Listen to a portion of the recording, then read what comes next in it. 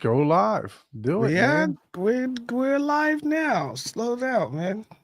Happy New Year. Yeah, Lee, you got all that energy, man. Actually, that's all you're getting from me today. I had to build up for that. Yeah, So what's going on, Ike? You I got a know, new right? you got something on your face that you're playing with here? No, now I got to use glasses, man.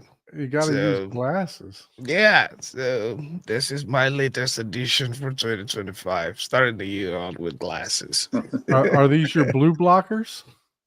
It's a combo. No, it is actually prescription, Oh, okay. but it does have the combo blue blockers. So yes. I see.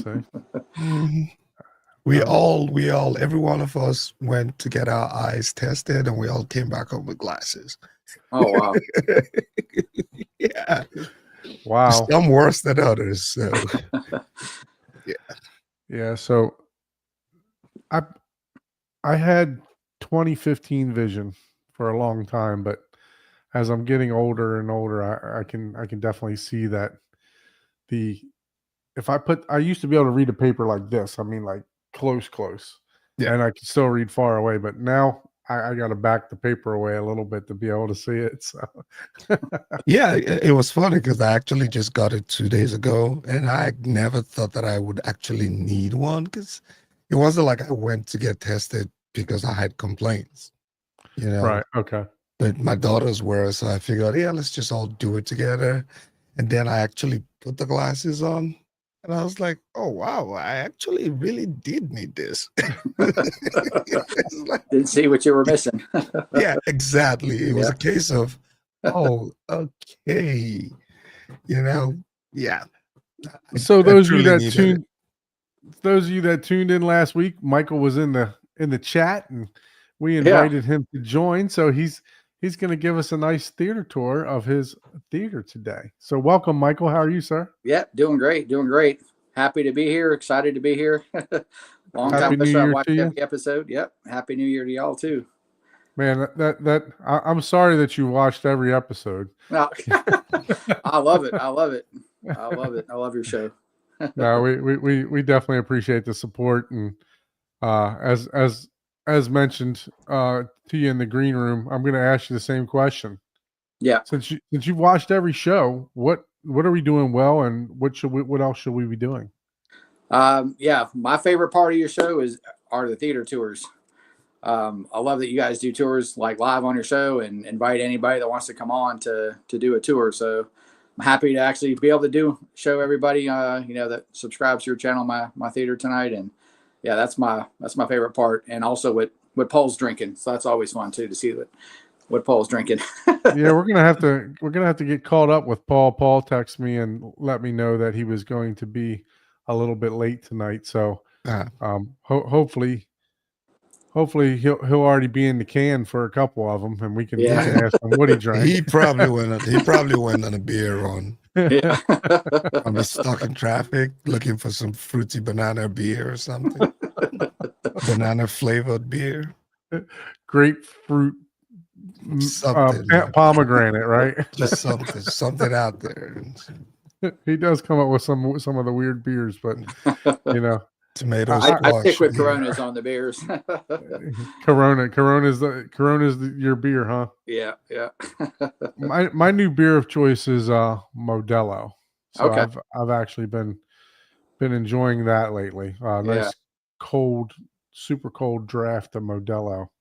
So I Nice. switched from Stella. I was doing Stella, Oh yeah. and now I've switched to Modelo. So, but so what's going on, Michael? Give us a little bit of information about yourself. Where you living? Yep. You know, what got you in the home theater? So I live in Raleigh, North Carolina. 42. So I've been in home theater since I think I was about 14. I guess my dad got me my first setup, I guess, or whatever. We had a basement, and he built the basement out in our house, and he got me a little center channel, little JBL center channel, 2 surrounds, and a little Onkyo receiver. And that got me. So we had a little 27-inch, tube TV. This was back in probably 93, I guess. So, and ever since then, I was hooked with it. And, I've always had a little theater set up everywhere I've lived. So That's awesome. That's Yeah. awesome. oh yeah, And it's been, looks like you're a hockey fan, correct? yeah. Oh yeah. Oh yeah. Love the Carolina Hurricanes, man. That's my team. Go Canes. I'm a Caniac, as they say out here. So I hear you. I hear you. I Yeah. shared with you in the green room that I literally live about 10 minutes from the Florida Panther Stadium. okay. So Yeah. I'm Like I'm not 2 far miles from there. from the Canes Lenovo Center. Yeah. What's going on, Eric? Thanks for joining the chat, sir. Appreciate you. Yep. And Michael, C Big is in the chat. We got Fred in the chat. C Big, yeah, I talked to C Big a little bit earlier today. We had a little chit chat. Yeah. So Corona's C Big's beer also. Oh, okay. There you go. Good man. So you said that you started off in home theater way back when. What are some of the I guess steps that took you to getting to where you are today? So you said you started off with a little 5-channel Yeah. receiver and stuff. So take Yeah. us through some of the progressions that you've had over the years. Sure. Yeah. Yeah. My dad I guess he had let me have his left and right old speakers that he had. And then I wanted to get some bigger ones. So I got a couple of JBLs to kind of match the center and the 2 surrounds that he got me. And I think that was the next step. And then I wanted to get into some bass, so I got a JBL, like a 12-inch JBL subwoofer. I actually still have it, still to this day, in Nice. my guest bedroom. Yeah, I still have the left and rights, and I still have the center channel and some of the surrounds still too, in my guest bedroom. I haven't been able to part with them. It's kind of sentimental, I guess.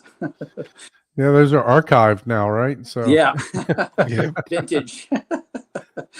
Hey, give it a few years and people will start paying top money for them. Yeah. Yeah, I mean, they're real cheap speakers. I think, real low, cheap little speakers. But they did the job, I guess, for the time being. So yeah, that was a little 5.1 setup I had. And then I guess when the 7.1 started coming out, when they came out with Blu-rays, maybe in 2008, maybe, I think. When Blu-ray stuff came around, I upgraded my receiver to do, the DTS HD Master and the Dolby True HD, and I added 2 more speakers. I found them on like eBay, 2 more matching surrounds to go with the other 2, and so I had that from 2008 until 2016. When I found out Atmos was the new thing. So in 2016, I upgraded my receiver again. This was the Onkyo TX-NR 3030. And then I got 2 clip subwoofers. So I did a 0.2 this time, and I did like a 7.2.4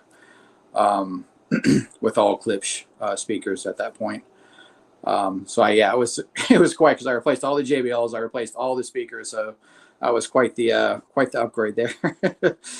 Buying all those brand new speakers there. And then after I had that, until I guess 2022, I wanted to add 2 more height channels. Even though I got a tiny little room, it's kind of, y'all see that in a little bit. It's kind of like my most recent setup, but I added 2 more height channels, and I went from the Onkyo to a Denon AVR X8500. And so now I'm at I've since added a third subwoofer. So I'm at 7.3.6 right now. oh, nice. Yeah. That's you said you're in a small area. Yeah. What size is your theater? Or It's only 12 deep by like 17 wide, and it's like a living room, and then like the kitchen and dining room are like attached to it as well. So the space is a little bit bigger, obviously, with Yeah. kind of the open space there. But the living room itself size is 12 by 17. So yeah, pretty tiny. So would you say that you're more into the gear or are you more into the movies? Definitely the movies, for sure.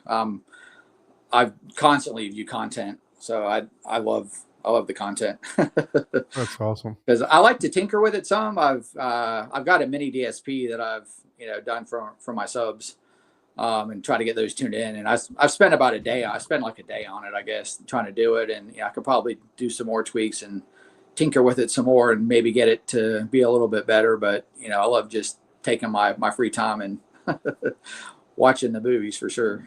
Yep. But Awesome. Like those glasses are looking pretty good on you. I actually like them now. They got a nice reflection coming off of them. Yeah, you know what? I just figured once we went live, I was like, okay, I need to end up adjusting my lights to the fact that now I have glasses on so that we don't have the glare or the reflection and whatever. But that's by the way, but yeah, I think I actually needed them. I feel better having them on. So That's great. yeah. So, Mike, what did you do for New Year's? Thanks for the introduction. What did you do for New Year's? Anything exciting? Went and saw Nosferatu at a Dolby Cinema. Oh wow! Yeah. what was your take on that? It was amazing. Like they just opened up a Dolby Cinema close to me, or a second one, I guess.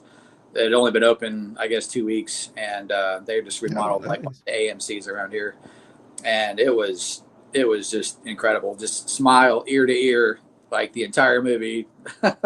I'm actually going to see it again this upcoming Monday because there's just so many things going on. I guess I'm just checking out the audio and then all the cinematography, the sets and the costumes. I'm just like, man, it was so good, and I kind of forgot to pay attention to some of the plot. Yeah, I was just about to ask, is it the movie or is it the audio? Which one impressed you the most? Yeah, the whole theater, the audio is so good. I mean, it's so important in a kind of a horror style movie, kind of like Quiet Place, where the audio plays such a huge factor in the presentation of the movie. And it was in that Dolby Cinema, top notch. For sure. But yeah, I mean, everything about it was just a fantastic masterpiece in my opinion. Wow, that's a lot of good words for that. So is this? I'm not familiar with this. I don't remember seeing any trailers or anything like that for it. Is this part of a series or is this just a standalone? Yeah, it's a standalone. It's a reboot from I think a 1922 silent film. I think so. Yeah. Okay, yeah, I'll definitely have to check that out because I am a horror fan. So yeah, definitely I'm looking forward to it for the home theater for sure. I'm definitely not a horror fan, but I'll let you guys tell me the movie when you're definitely done has some jump scares too. Yeah. Let's see what IMDb says. I don't want to play anything. Has anyone seen? Yeah, please don't ever play the video. Has anyone in the chat seen the movie? Yeah, has anybody seen the movie? How about you, Ike? Did you do anything special for New Year's?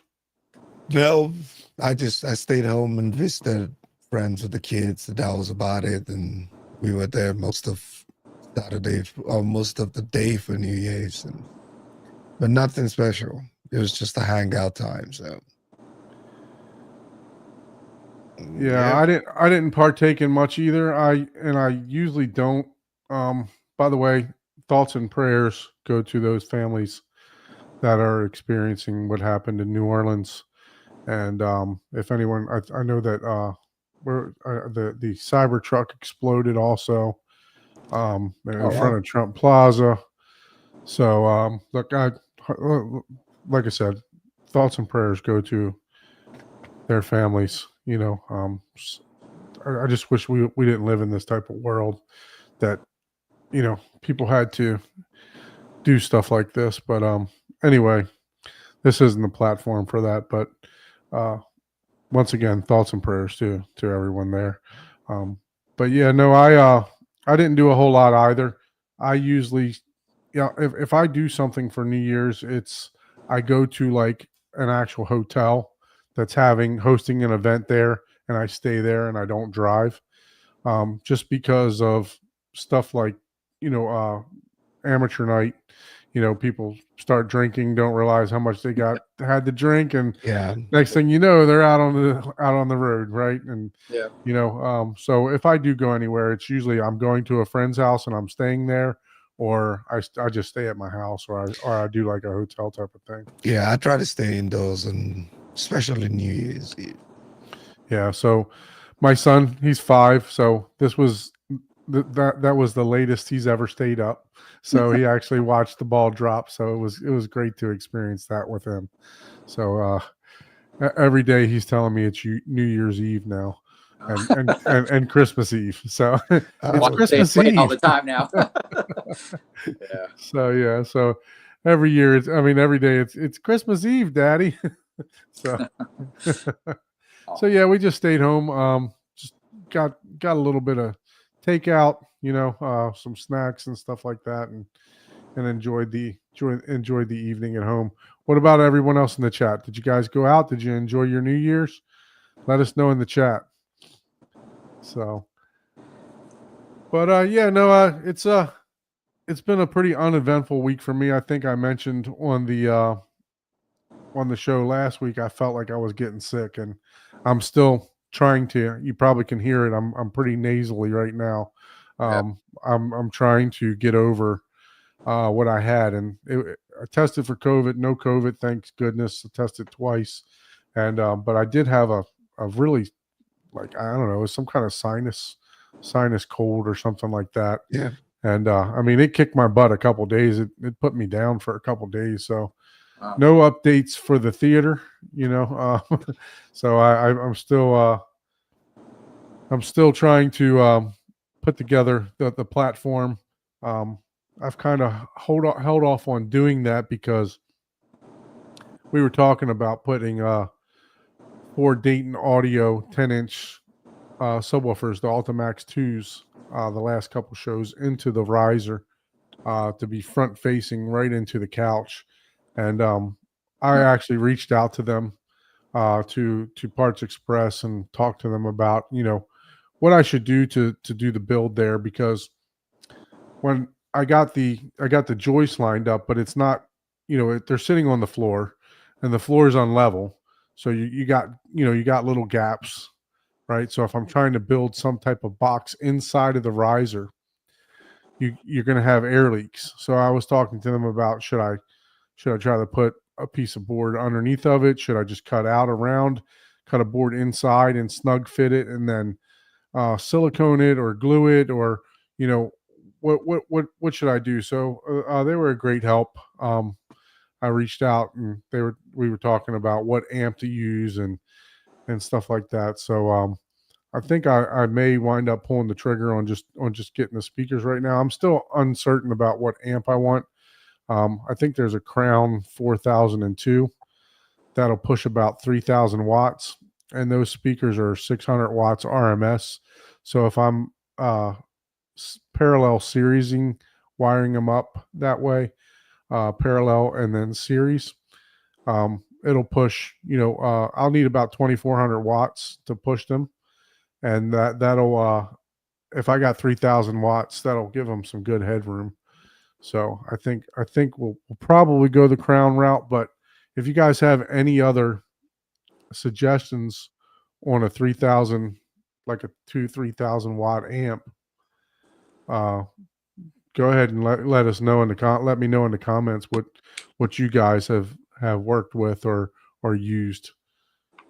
Have you looked into the monoblocks? I've not looked into those yet. Which ones? What's the popular one everyone has been reviewing lately? Emotiva? Not Emotiva. What's the other? There was somebody I saw on Facebook someone, Scott Newby had just gotten the monoblocks for a review. Paul? Hey, What's everybody. going on, Paul?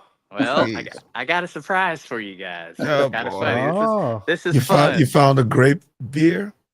Uh, I'm not even drinking today, but Oh. check out where I'm at.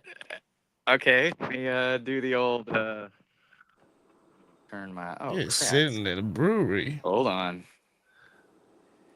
All right, I got us Oh. an impromptu tour today. oh, Mid upgrade, and guess who's buying his trash?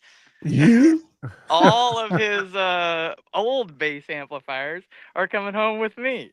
Oh, wow. oh, So, very Like, nice. you robbing him? Jonathan, What's What's up, going on, Jonathan? Jonathan? the 15 billion Jonathan, don't subs let that that guy rob you, man. Ah! I did beat him down on price. He does know that. He's like, damn it. Ah. So, anyways, check out Tell the. them what I'm doing real quick. Yeah, check this The out. room's all tore up because we're making some new sub boxes. So I got normally, you guys know I got these near fields right behind my first row, and they catch your shin on occasion. If it's dark in here and you hit your shin on that, you don't want to do that. Yeah. So what I'm gonna do is I'm making a new subwoofer box, and it's gonna incorporate these risers into the subwoofer box. So that's over here. We got one of them mostly built. It's gonna have, they're 44 inches across, so one per seat. There's no longer going to be a hole between them where someone could fall in the hole and hurt themselves, but this will be the riser, and the sub face will be right here in the middle.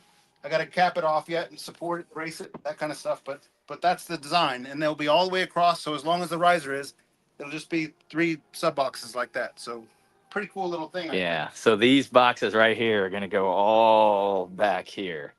Oh. Like they're going to be huge. Oh, And he's wow. going to have one for each seat.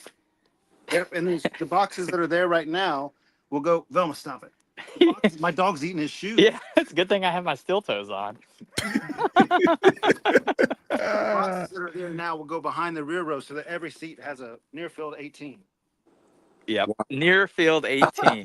Yep. So, little upgrades, And then, look at all of them that he already has, That is. And an amazing. Wait, is that one pointing towards the ceiling?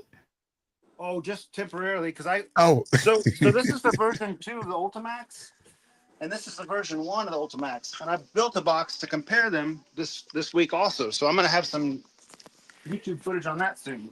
This box back here. Oh, come on, buddy. Velma, stop it. Stop it. He smells the rubber, and it's just like his toys.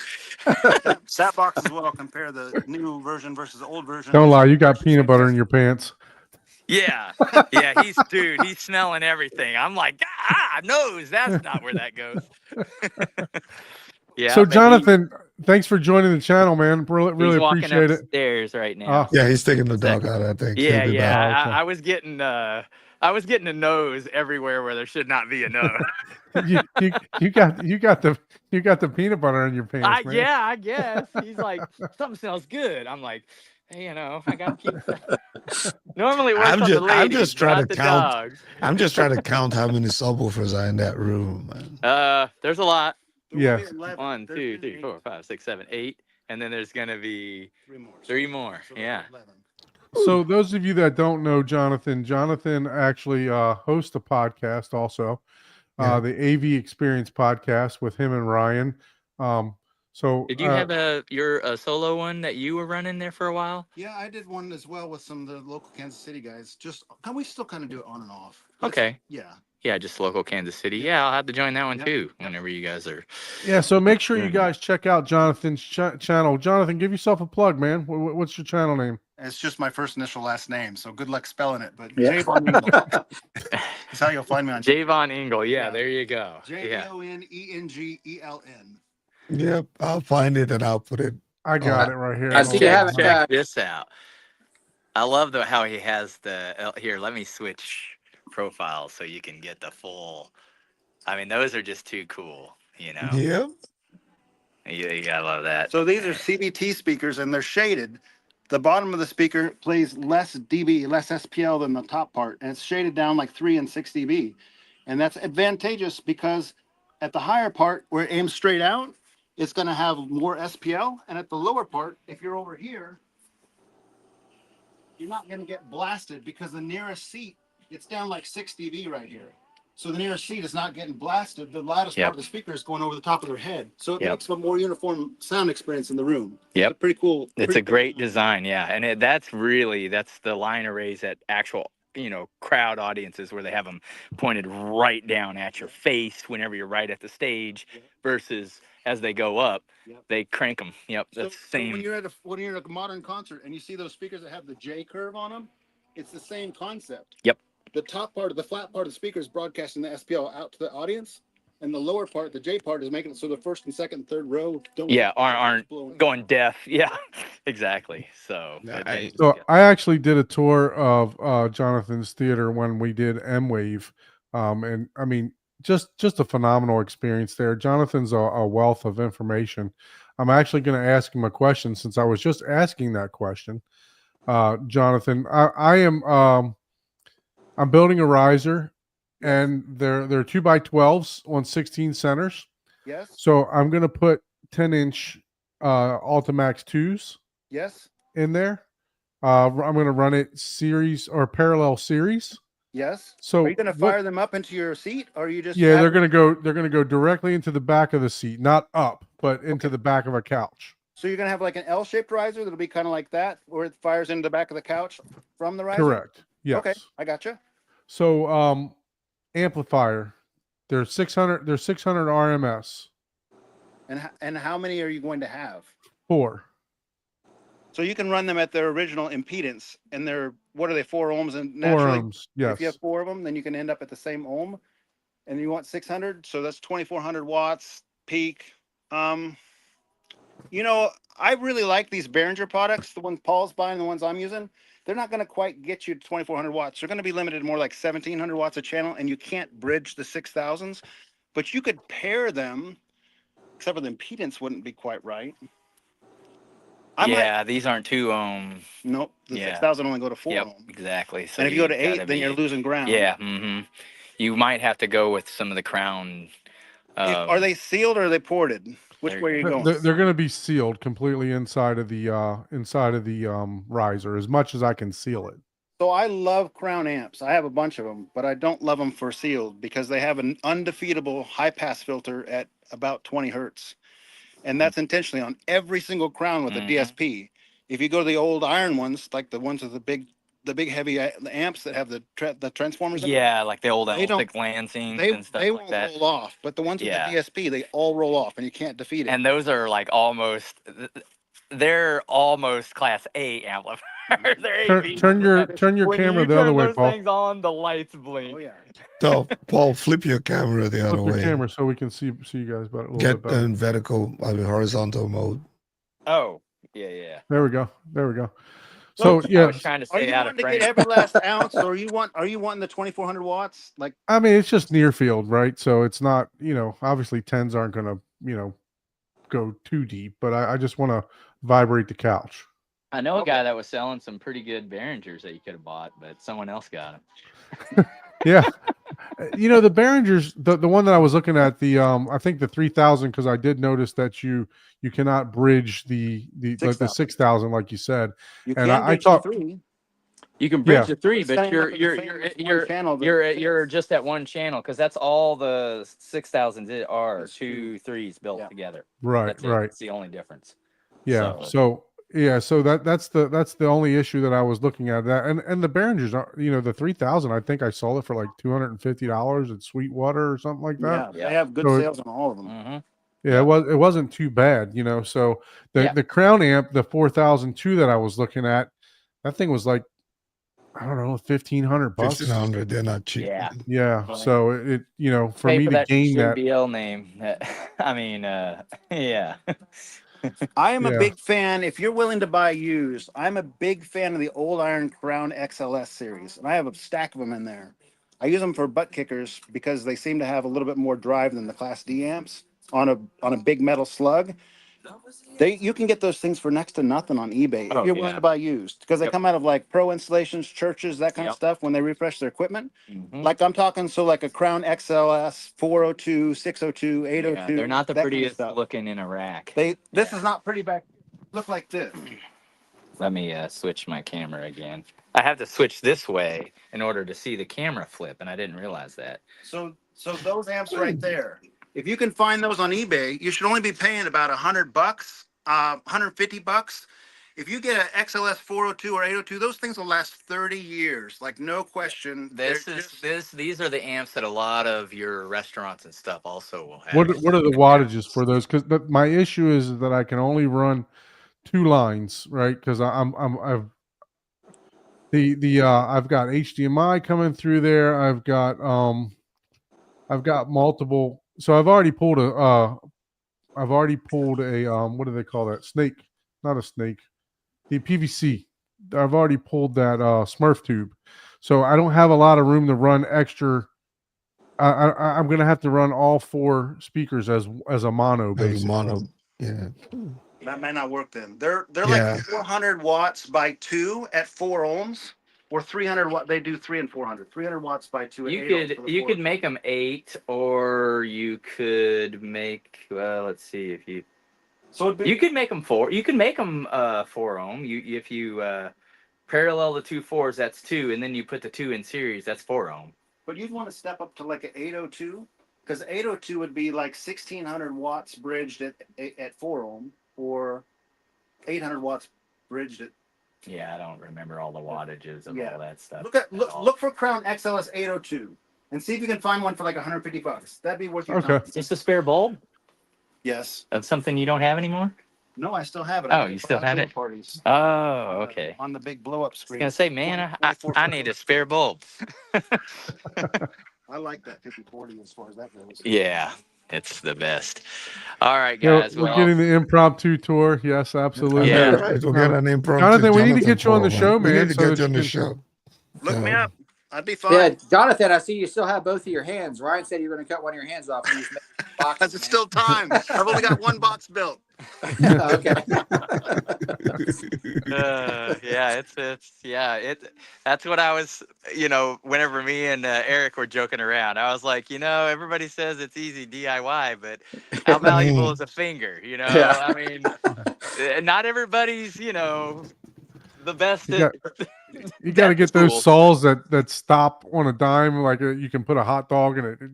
Yeah, stop on a dime. those saw stops are friggin' expensive though, man. And whenever they actually kick off, that's like a $700 or $800 replacement to get it back. Oh, wow. Mechanism. Yeah, it's legit. $800 is worth it to keep your finger. Yes, it is. It is. That is absolutely true. Makes a lot of But you're spending $5,000 for that saw. I don't know how much woodwork Yeah, you're doing. look, You can. I don't buy care. a I still lot want to of- keep my finger for $5,000. Yeah. Well, yeah. I'm just saying, just buy the box pre-built. You could buy a ton of them.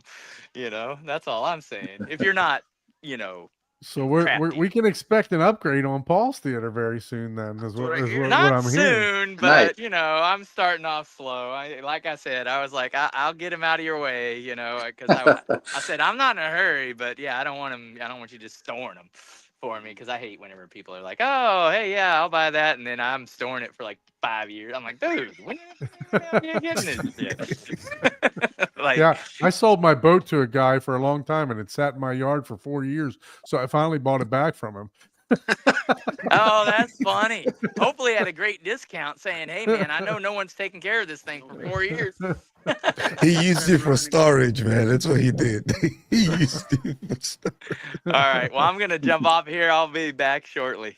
Good to see you, Yeah, Paul. Okay. All right, later, you live man. pretty Yeah, far from you too. Jonathan, though, don't you? About 30 minutes or so. I'm 45 minutes. I'm literally Yeah, on the that's what I thought. opposite side of the city, like complete opposite. Yeah. And I am going to be taking 470 back because there was a major accident westbound, or I guess that would be westbound. So, Paul, it Because wouldn't be right of me Yeah. it wouldn't be right of me to ask you what beer you're drinking while you're driving right No, now, right? please Yeah, don't I'm break it. Get definitely one when you get not. home. I'm definitely not partaking right now. When I get back to the house, I've got tons of them from the New Year's. I mean, people brought over all kinds. I'm like, oh God, yeah, I'll try that. Oh yeah. Anyways, Well, Jonathan, Happy New Year. Hope you had a Happy New fantastic Year. Christmas. Yeah. Appreciate you Yep. jumping in real quick with us I'll and be answering my back. questions. I'll be back in a little while. It might be 30 or 40 40. So, You're good, and man. Take your time. I know you talk a lot, Don. You'll be on there still. He'll be I'd say fine. Yeah, See thanks, you man. later. Later. All right.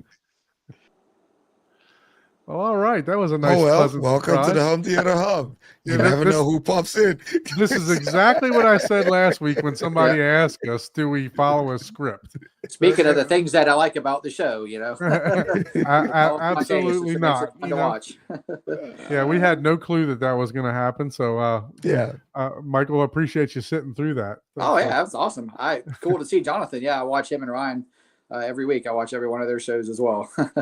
Yeah, I usually wait until because I have a business and I have to load my trailer up with a bunch of product every Saturday or Sunday, and I usually just put them in my earbud and I will listen to their show Yeah. every week. Them, and it usually takes me about 3 hours, so I can usually get through DJ's show, Brightside Home Theater, either the Takeover Tuesday or the actual show, or I can get through Jonathan's show. They actually went pretty long the past couple shows, 2 and 3 hours Yeah. on their last couple shows. So Yeah. they do they're a learning from fantastic you. job. They're learning from you. Picking up bad habits. They're definitely not watching me, as I said. We're just small potatoes over here. So I like the long shows, man. I like the long ones. I listen to it when I'm delivering my pizza, so I hear you, better. man. I don't have to switch very frequently. Yeah, we definitely appreciate the support. We're slowly building here, but if you do know anybody interested in home theater that would like to be a guest on the show, please have them send us an email. Oh, Ike and I are battling each other. There you go. My bad. Yeah. Yeah, I was just about it. Please have them send us an email to hometheaterhublive@gmail.com. We'd love to have you on the show so that you can show off your theater. Doesn't matter. We like we say, it doesn't matter if it's a sound bar. Doesn't matter if it's $1 million theater. We want to enjoy it with you. We just want to enjoy what you enjoy. So speaking of that, let's go ahead and get into the tour now. Sure. So Michael, Yeah. which one? Michael. So give us a little bit about. You said the room was 12 foot deep by how wide? Yeah, 17. 17. 17 wide. Yeah. All right. And let me focus in and put you in the solo layout. Okay, there you go. We got you. Sorry, I got my beer here. There Let we me go. actually switch that. I'm sorry. Settings. Let me do that. All right. I know that Denon remote anywhere. Oh yeah. Yeah, can't beat the Denon remote there. Yep. X8500. You know you're sounding good when it lights up like that. Oh yeah.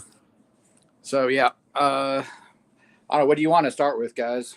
Go ahead and start with the front stage. You're right there. Okay, sure. So I guess I got a television. It is a Samsung 85-inch. It's a QN900C 8K television.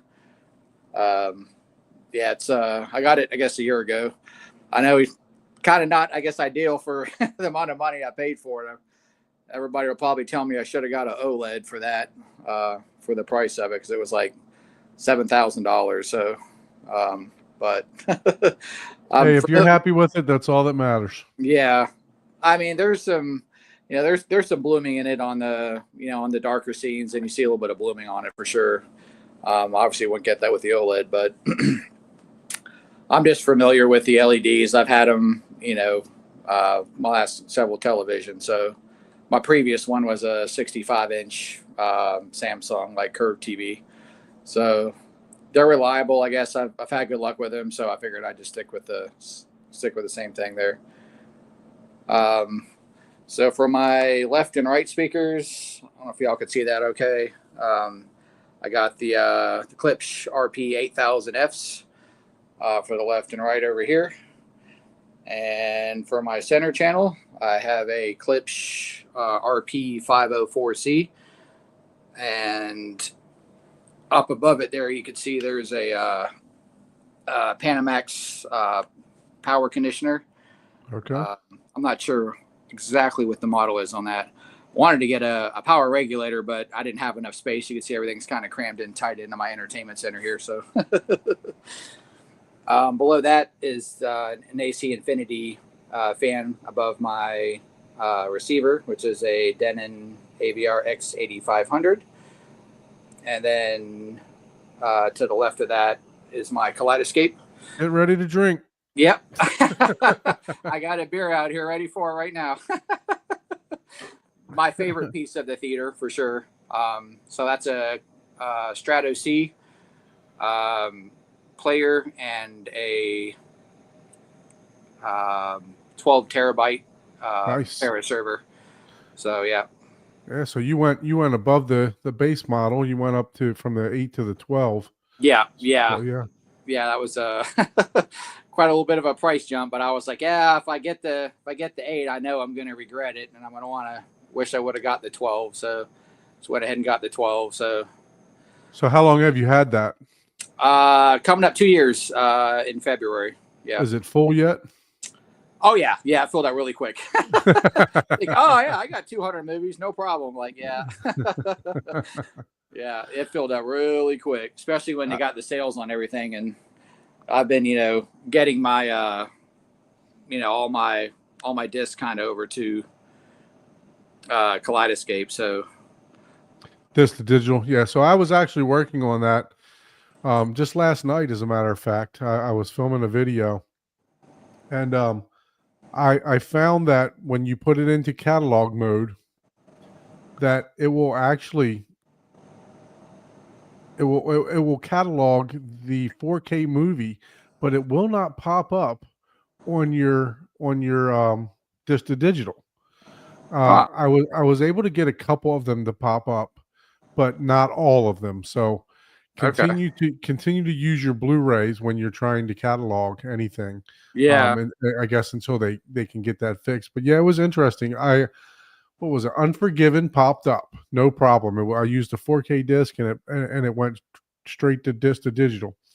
And what you can do is you can type in the IP address of your browser of the Kaleidescape. You can go to like your network and figure out what the IP address is. okay, And you can type that into your browser, and it'll open up a different page.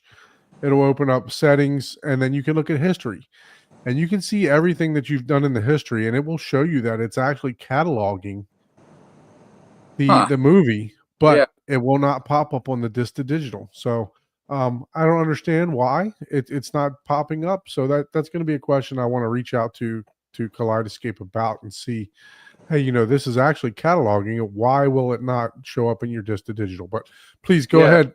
Please go ahead with your tour. Yeah. So subwoofers here. I got 2 up front here. These are the new Klipsch subwoofers, the RP 1400 SWs. One on the left and one on the right there.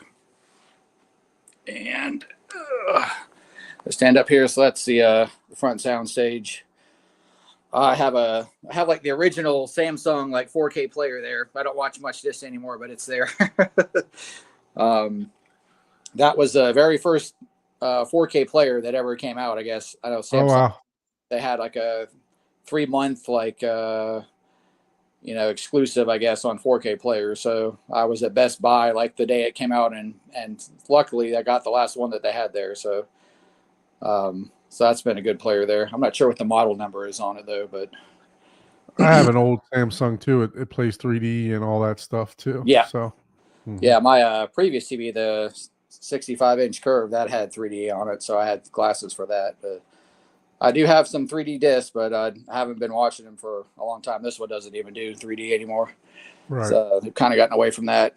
And then for my surrounds, I've got these Klipsch. They're R14Ss. So that covers my, that's the left surround there, and then back left, back right, and then the surround rights there. And then up on the ceiling, I've got 6 height channels, so I've got 6 of them up on the ceiling here. Oh, nice. There's the backs there, kind of right above the couch. Obviously, these aren't ideally placed, but in this tiny little apartment, kind of do the best that I can there. So those are the same. Those are the same models as the surrounds, right? Yeah, that's correct. Yeah. So I purchased all those. I know with apartment, you can kind of see all the wires running here, but try to make them as neat as possible anyways. Wait a minute. You said apartment Yeah, this is an apartment. with those subs in the front? Yeah, Yeah, that is wild. So, do you so have you any, either do you have live on the no ground neighbors. floor? Yeah. So thankfully, I know because I got an RP 1600 right here beside the couch. Oh, wow.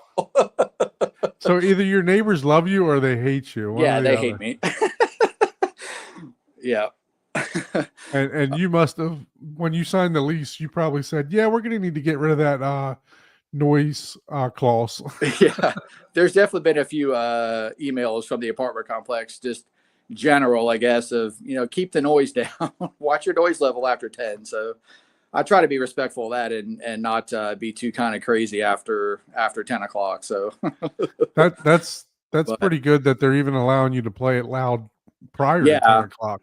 yeah, it's I definitely I got the the high pass filter at like 18 hertz, so I'm trying to cut off some of the super load Okay. because those will dig down a little deeper than that, but I'm like, yeah, that's kind of a bit extreme. So And I'd imagine, you don't have to go terribly crazy, because I think you said it's 12 feet deep. So you're probably sitting like 10 feet away yeah, the from the couch front stage. is right on the back wall. I know it's like another kind of a big no is having your couch right up against the wall, and then the back speakers mounted right on the back wall here. So No, this is don't say it's a no. This is an inspiration to to people that have apartments. That's mean, part of what I was hoping is, people that have, apartments and smaller rooms that, maybe this will kind of, inspire you a little bit, I guess, that you could even, do something kind of cool, even in a smaller space, even if it's an apartment too. So, but so yeah. what did you use to mount those speakers up on the ceiling? Are they keyholed or how did you mount them up? Yeah. So they come with a keyhole. So actually, just hold on one second here. I could kind of show you. I could actually take this one off the wall here and kind of show you the back of it. So there's a keyhole right here. Okay. At the top and the bottom, there's little screws here. I don't know. I guess I probably can't see them. It's kind of dark. But so what I did was, let me see. Put it up here. There's these little metal strips.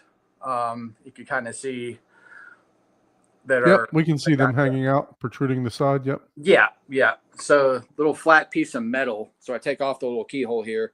And it's a flat piece of metal, and it's got holes like every half an inch or so all the way across the flat piece. So I took out these screws that are right here and right over there, and I got some washers and put the screws back in to hold on with the washers, and then obviously Nice. the outside, I cut it long enough so there's one little hole on the outside. I got some ceiling anchors and anchored them up there to the ceiling. I had 4 points there up on the ceiling. And is that just the screws that are in the back of those speakers that already came in there? Yeah. Are they just machine screws? Are they wood screws? What They're type just of- like machined, like wood screws, I guess, but they're smaller. Okay. Yeah.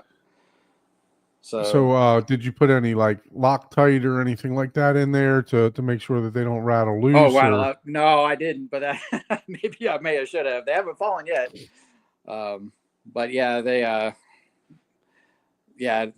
I just used the washers, and I didn't put any. Yeah, Loctite I was just there. curious. I didn't know if you've ever had them. If you see them rocking or anything like that. How long have they been up there? So the back four have been up there since 2016. So Oh, you're they've doing been up good. there for 9 years. Yeah. And then the front two, I know, which are like, obviously, again, they probably shouldn't be right above your television for the front ones, but that's where they're at. They're evenly spaced. So that was kind of the next, iteration there. Like my first setup with the Onkyo was just the 4 back ones here. And then once Denon came out with the 8500 and you could do 6 heights all in one receiver, I was like, ooh, man, I could add 2 more up front.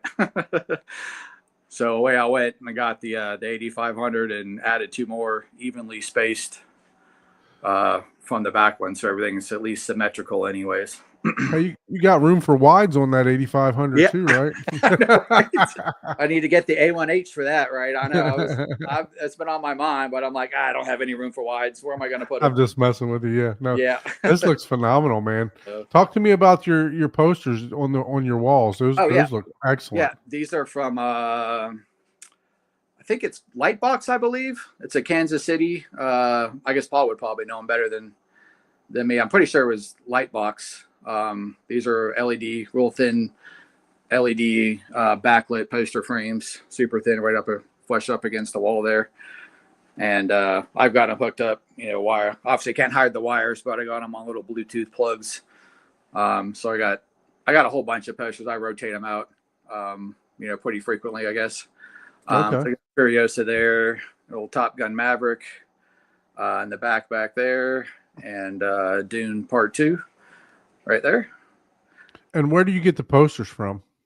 Movieposters.com. They're based out of Toronto. They're a Toronto-based poster company. And is that just like, do you have one like sitting around that you could show us? Is it just like a regular poster and then the light lights it up in the back, or how does it work? They're original like movie posters. These are the same size that you get at a movie theater. They're double-sided movie posters. Okay. Yeah. Yeah. Those I do look have really one. I can nice. pull one out if you like. No, you don't have to pull it out. I mean, if that's not a problem. I was just curious if it was just like your normal movie poster for this, because the light, I mean, it's just coming through those excellent. Yeah. It's almost like it's glass. That it's shining through. Yeah, people have come over and be like thinking that these were actually like TV screens and not posters, because it looks so crisp. Yeah, I actually thought it was like a TV, like this. You know how they have the smart ones? The Yeah. poster board. Yeah, the poster board ones. That I actually thought that was it. Yeah. Yeah, I love them. I know it's like, not supposed to have them in your theater because they, because of, acoustics and stuff like that. But I have thought about getting some acoustic panels, for the extra little spaces here and there, Right. the sides. And, I've got this thing up above the TV here. Used to actually look a little better with the smaller television, but now the TV kind of cuts it off there. So, but maybe putting some panels up there. Unfortunately, that's my my air return there on my AC unit. Yeah, so you'll have to keep that. Yeah, unfortunately, it's right behind the TV, right in the living room there. So definitely makes a little bit of a racket when you're trying to watch a movie like The Quiet Place or something. So Yeah. I'll usually shut it off. I'll just shut off all my air if I'm watching a super quiet movie like that. But So how many apartment parties do you have? You have a lot of people coming over from the apartments, or once they know about what you got? Yeah, not anybody that actually lives here. Just friends from work will come over. They enjoy watching movies over here. But yeah, just work folks. People here. I don't really talk to too many of my neighbors. Probably Yeah, I lived in a guys. I lived in a third floor apartment, and I hooked up my one little subwoofer that I had. I think it was like maybe like a 10-inch or something like that, and it literally wasn't even playing loud. And the neighbor below me would always bang on the roof. And then one day she came up, and like another day, I gave her my number, and she's texting me, can you turn it down? And I said, and then I texted her, I'm like, look, it's not even loud. We can barely even hear it. So then she sent her boyfriend up. Oh my god! And the boyfriend came out with like a little attitude. I'm like, look, dude, hey, I want you to come sit in here. So I invited him in, and I don't listen to reference or anything anyway. So it was, I thought I was being respectable. I said, look, come sit down in here. So he sits down. I'm like, look, I'm just going to press play, because literally I shut it off, and that's all I did was pause it. And he's like, you're right. You're not even playing it that loud. It's just traveling through. Yeah. So after that little explanation, I got a little bit more leeway, but yeah, my neighbors weren't happy with me either. So I get it. Yeah. Thankfully, I just have somebody above me. I don't have like there is like outside, and then this side is to like the stairwell, I guess, and then the other side is outside. It's like a terrace level apartment, and then like this side is just dirt on the other side of that wall over there. So Okay, so it's like below grade. So that's yeah, pretty good. yeah, below grade. So there's just somebody above me. So thankfully, I only have one neighbor. So Yeah, I So- think that's a good thing, right? You don't have anyone below you, so yeah. So Yeah, Kevin, just below me. how loud do you listen? So are you at reference? Minus 10 dB usually, 10 to 15 dB minus below reference. So yeah. This is my TV in the kitchen, I guess, in the area, and it's using the monitor too on the back of the den in there, so it'll mirror Okay. here. Yeah, this will okay. Yeah, 4K, nice. 32-inch television. And Now I was wondering how you got that, to play the simulcast. So I Yeah. was thinking you maybe used a Chrome or Chromecast Yeah. or something like that. So yeah, you can see like the wire. It comes out here and the HDMI, and it goes down the wall there and around and underneath the carpet and over to the receiver there. show us those signs yeah. that you got set Yeah. up there too. Yeah, these are little Dolby Atmos there signs. I get these. I guess them from Germany, I think. And yeah, there's a guy overseas that makes them. Yep. yeah, the DTSX one, and these are backlit with. So my dad actually built these frames for me. Oh, that's They awesome. actually like stick off the wall a little bit. And they attach to the wall up here with the screw on either side, and they got these like Q-bar lights, and the light behind them just kind of faces down and glows down below and out to the sides there. So those are kind of wired up underneath the counter here. So try to be as neat as I could with the wire, but impossible to get them completely hidden in an apartment. Let me put the speaker back here. If you could just hold on one sec. So yeah, I'd imagine if they say we're raising the rent, you're like, okay, because I'm not moving all this stuff. Yeah. Yeah, that's been something I'm dreading. If they like say, well, yeah, you got to move, because I've been in this apartment for like 12 years or something, 13 years. So you see all the cabinets and stuff are outdated. That's why. That's right. So rough there. And then you got to pay that subwoofer tax today. yeah. This is like, I'm a big Hurricanes fan, so I got all the Hurricane stuff, up here, and the signs and the LED up over here, and another siren light up there. So I could actually, let me grab my phone here. Got the little light up bar over there. Look at that. I like Yeah. it. Yeah. I figure Paul might get a kick out of that. But let's see. So yeah, you can put the siren lights on, and Oh, there you go. a hockey game on the TV over here, and get the sirens going when your team gets a goal. So Oh, nice. yeah, That's pretty awesome. I love that. yeah, Hopefully that doesn't come on while I'm sleeping accidentally. yeah. That'd freak the life out of me. We got more bobbleheads over It's here. SWAT for you, like SWAT's going. I know, man. So I was watching Ready Player One, and this guy over here, he took a tumble and his head fell off when he hit the stove. Ooh, Yeah, Ready Player One shook it right off the stove there. that's how you know. That's how you know you got some good bass going on. Yeah, that's kind of the view from the kitchen. So out there, That's pretty cool that you got that little monitor there. I like that. That way, if you're like making drinks or whatever, and yeah, you can still see the movie and still experience some of the sound too. yeah, So that's actually pretty awesome. yeah. I'm Absolutely. surprised when you go to work, the maintenance guys just don't come in and let themselves in. And just, Oh hell no. Yeah, yeah, a little LED Canes bar there. I see you like your Grey Goose, sir. Oh yeah, oh yeah. yeah. Great Bottle is almost empty. Casamigos, Patron. Yeah. I'm a goose fan too. I love the Grey Goose. Nice, Yep. nice. So So I got a little back in the guest bedroom. I got a little vinyl setup, I guess, if you want to see that real quick. oh heck Yeah. yeah. Definitely. Back here, my dad gave me his old 70s turntable that he had from like the 70s. So I got my niece got me some little stuffed toys there. But yeah, the old 70s flip up Yamaha turntable there. got the records down below there. And he gave me his old ohm. These are ohm speakers. I don't know if you've ever heard of Yeah. them back in the day, but yeah. Yep. So a couple of 10-inch drivers in those. They sound really, really good. I mean, very, very impressed because these are my old, JBLs, I guess, over here. I've got lights on the back of them too. What's your favorite record to listen to? I'm sorry, what was that? What's your favorite record to listen to? I like the Doors. Okay. Yep. Doors are Very probably nice. Creedence Clearwater is always good. Yeah, there's the other speaker over here. So yeah, it's kind of a little kind of chill little turn the guest bedroom into or the guest bed into like a little kind of shades over here and kind of chill out and listen to records and stuff.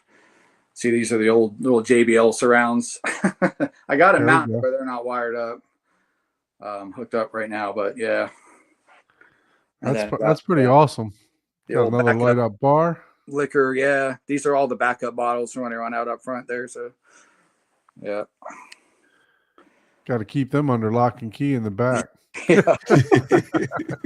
But yeah, This is the full bottles. What player is that? What player is that? This is an old Yamaha receiver, or not Okay. receiver, but amplifier that my dad gave me. It still works. These things used to light up in here. It had the little needles dancing, almost like a Macintosh or something. But they don't light up anymore. It still works. It's kind of iffy. So I know you really can't see down below, but I got that old Onkyo TXNR 3030 power in the left and rights. They're the ohms. I don't have any of the surround sound stuff hooked up in here at the moment. And what type of record player was that again? It's a Yamaha. I'm not sure the model number. It's super old from the 70s. Actually, I think it could be. Can you change the cartridge in that one for the needles and stuff like Yes. that? Or? Yeah. Okay.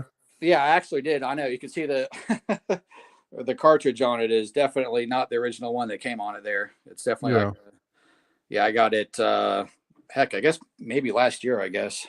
That's awesome. Yeah. I think I have the box up here. Yeah, so that's that is the stereo amplifier there. Wow. Super old. Yeah, and I still had the box. And then that's the turntable there. Turntable. Very nice. Yeah. Very nice. Sorry, that closet's a bit of a mess. You're like me. You don't like to throw away your boxes. Oh yeah. I still have all my box. I even have the box for my television too. So, but Very nice. Man, you did a fantastic job in this Thank you. theater. It looks awesome. Thank you guys. I appreciate that. Yeah, Been a labor of love. I know you said that you were on Shane's channel before, and he roasted you. Yeah. Right. So, Then I redeemed myself with a Kaleidescape. So yeah. he was like, "Well, you just redeemed yourself a little bit there." They were giving me heck for the clip speakers and stuff, and then obviously the wires showing behind the couch. But I had just sent him some pictures, and he saw I can see the speaker wires on the wall there. Right. Kind of looks like sections. He was like, "What is that? A triple wide trailer you're in there?" It was funny. I like Shane. Yeah, you got to make it work with what you got, man. Yeah. You definitely did a good job. I thank you. definitely the aesthetics are nice. Like you said, maybe add a couple acoustic panels where you can. Yeah.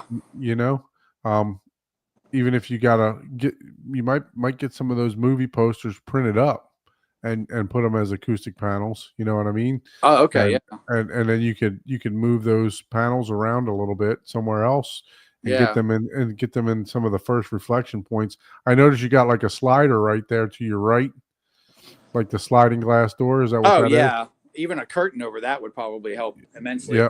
Those are just the velvet cotton, and you can get them in whatever color you like, right? So yeah, that would definitely. Yeah, they make those help. panels that actually have stands, so you could possibly put like one of those in the first reflection. I mean, know how it sounds. Does it do you feel like you got a lot of slap echo in there? I actually don't. I actually really don't. And You know, I the feel like the ceiling room actually, is pressurized, man. it's a And puffy ceiling too. apartments are actually built with some type of, I guess, sound isolation in mind, right? Right. So Yeah. Yeah, it's obviously carpet throughout in here, and then the couch. It does pretty good. I mean, I definitely don't hear really any echo. That's good. I could actually, if you want, I could show you I got RoomyQ pulled up on my computer. I could kind of show you the bass response that I was able to get out of this room. Yeah. Yeah, Let me walk that through would be real We'd quick. definitely be interested. about how far do you think you sit from the I think from maybe 8 screen? feet, I guess. Okay. Yeah, from the main listening position. So I took measurements at 3 different points. The MLP is right in the middle of the couch, even though I typically don't sit in the middle of the couch. I'm usually back in the corner. So this was from the main listening position with my final there. This is Very nice. 20 hertz right here, Yeah. and then 40 hertz and 60. It goes up by 20 there, and then this is 90 dB right 90. there. So it's up close to 95 up there. 95 around But 17, 18 yeah, hertz. Yeah. I know. You guess you're kind of should be around 85, I guess, at the peak, and slope down to 75. I think is ideal, right? Yeah. I mean, hey, if you want to bump your low end extension, that's up to you, man. You're Yeah, listening to it. So, yeah, I've always been build it to your room, build it to what you like. Right. So, yeah, um, who, they're saying that, people say use the Harman curve, use this curve, use that curve, use your curve, right? Use what you like. yeah. So, I mean, those are just starting points for you. There's the So, one from my corner seat where I usually set out. That doesn't definitely see you got big drop off over here and not quite as consistent up here, but so that's where I usually sit and listen to it. And then on the other side of the couch is here, so a little bit different there. But so funky room too and everything else, but yeah, no, I mean, you I'm did a sure I good could play job. around with it more and maybe get it a little more consistent. But Yeah, did you take any waterfall graphs, any RT60s or anything like that? No, I didn't. Okay. Yeah, that's where you'll know whether or not you need, acoustic panels or what to add and stuff like that, because you want that RT60 time to be, you want the reverberations to be low so that you're not Okay. you're not getting all those reflections. But like you said, I mean, if you like it, you like it. That's you're not hearing slap echo. You're able to hear the voices. They're all clear to you. Then hey, man, kudos to you. You did a fantastic job on that. I like all your setups, including your computer setup there. That Oh looks yeah. awesome too. Got Little the alien there. backlights and Yeah. It's an Aura 15. Yeah. So curved monitor, Samsung 32-inch curved monitor. Yeah. Appreciate that's that. pretty awesome. Yeah. This one I should use. I don't use it that much. I should probably use it more than I do. I end up just tinkering on my phone more than I hop on the computer there. But yeah, so you're saying the RT60 is that something you do in RoomyQ there? Yeah, you can pull the RT60s through Rooming EQ Wizard. Okay. It takes basically reverberations. So yeah, definitely look that up and see what you're dealing with there. I Yeah. don't know that you'll what you got a pretty open arrangement there, so some of that bass is being distributed throughout the rest of the house. Yeah. So For what it's worth, I close all the doors before. I know those are definitely not solid core doors; they're hollow doors, so probably doesn't do a whole lot in trapping bass in the room itself. But so Kevin Yep. says thanks so much for the tour. Yeah, same with me. Really appreciate you joining the show. I'm happy. Yeah. We love the show, theaters like this, and like I said, I truly believe this is a inspiration for someone that actually lives in an apartment or a smaller home. You can if you put your mind to it, you can put together a really nice system. Yeah. You know, it's I would love to be able to hear that system. Yep. I love it. I just I come home. That's like something I look forward to every day that I'm off. Coming home and watching something. I always got something planned. And that's what I guess I'd kind of throw a plug to Kaleidescape or whatever. But I'm super particular, I guess, about how I view my content. Like I kind of just pretty much refuse to view anything streaming. I hate streaming stuff, and I want to view something like the best way possible, like the first time I watch it. I don't want to watch something streaming and then, for the first time and then be like, oh yeah, I liked it. Let me go buy the disc now, kind of thing. So, Right. And then you miss that very first impression of the movie because you've already watched it streaming. So to get the experience the very first time you watch it, I'm able to do that with Kaleidescape and not have to spend a lot of money. I use the rent feature like all the time. So, Oh, really? Yeah, I know I'm probably one of the few that actually do, because so many people just go ahead and buy it. But on the movies that are like $20, $25, if I'm not sure, I'm like, let me just rent it. It's $8, and if I like it, you get then you might buy it. Yeah. $4 off, off the movie price, and you go ahead and buy it. But I definitely like that, because before I would just, I gotta buy the disc, and you end up spending $25 on a disc, and then you got to wait for it to ship if they don't have it at Best Buy, and so it just becomes like a whole hassle. Now it's just like I'm driving home, like, hey, what do I want to watch? Let me pull up my wish list, and I could download whatever I want to watch on my way home from work, and it's there ready to go, right when I get home. So yeah, and to be honest, for me, very few movies have a rewatch value to me.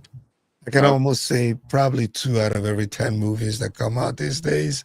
Yeah. When I watch them once, I probably won't go back to watch them again. Yeah, that's the thing. Same thing with me. But John Anthony, he got me into collecting these damn movies because I used to just rent them also.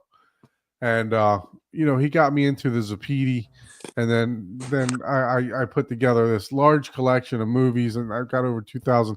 This is actually the Kaleidescape movie store, so you can see this is how I consume content, unless it's like very new, that I purchased. But look at the disc to digital offer here. Yep. For Unforgiven, $5. it's regularly $34 in the movie store. When you use the disc to digital program, it's $4.92. Yeah. Right. So Split. This was one. So this is the disc that I actually was able to get the 4K to come in. I'll try to pull that up in a little bit. I don't want to show my IP address when I do it, but I'll try to pull it up separately and do something else. But yeah, so I was just messing around yesterday. I put Split. You see how it says you own it on Blu-ray, but this was actually a 4K. So if you're looking at the prices, Basic Instinct. I mean, to watch her uncross her legs for $3.14 all day long, brother. I mean, You went there. I had to. I can remember seeing that movie with one of my best friends. We went to watch that movie, and when she uncrossed her legs, he made out a high pitched sound that I'll never forget. So, but yeah, no, I haven't seen that movie, believe it or not. Really? Yeah. Oh yeah. wow! Okay, crazy. then you got something to watch for the weekend. I'm gonna put it on my wish list right now. Yeah. Yeah, definitely put it on your wish list. Push the wish list button. It's gonna be front and center. Yeah. I don't that utilize that recommendation. wish list a whole lot. Let me see if I have anything on my wish list. Nope. So I don't have anything on my wish list. So I don't usually use that too much. Oh, okay. So I'll have conversations with people at work about, we'll talk about movies and stuff, and I'll be like, man, I haven't seen that. Like, cool. Let me go to I pull up my Kaleidescape app on my phone, and I'll look it up and just tag it wish list, and there it goes. So when I'm at work or whatever, like, hey, what do I want to watch when I get home? Well, let me pull up my wish list, and I start scrolling through and be like, oh yeah, this sounds good, or sit there and pick something from the wish list to watch. I love it. So I was talking about download speeds and stuff. So we'll turn it into a little bit of a Kaleidescape promo here. But this is got my this is beer some of here. the Let's go. this is some of the video that I'm putting together about the Kaleidescape. But if you see here, I downloaded onto my Strato S. I downloaded Deadpool Wolverine in an hour and 4 minutes.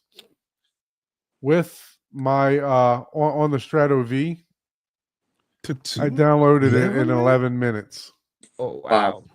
So That is it is a crazy. huge difference Yeah. as far as downloading on the newer players. So The other one was the all-in-one, right? They said the Strato S you had before. yeah, the Strato. Yeah, I have a original, Strato the S. old Yep. one. Yeah. Yeah. That's my living room one. Gotcha. So yeah, and I just hooked up the Strato V. So let's see.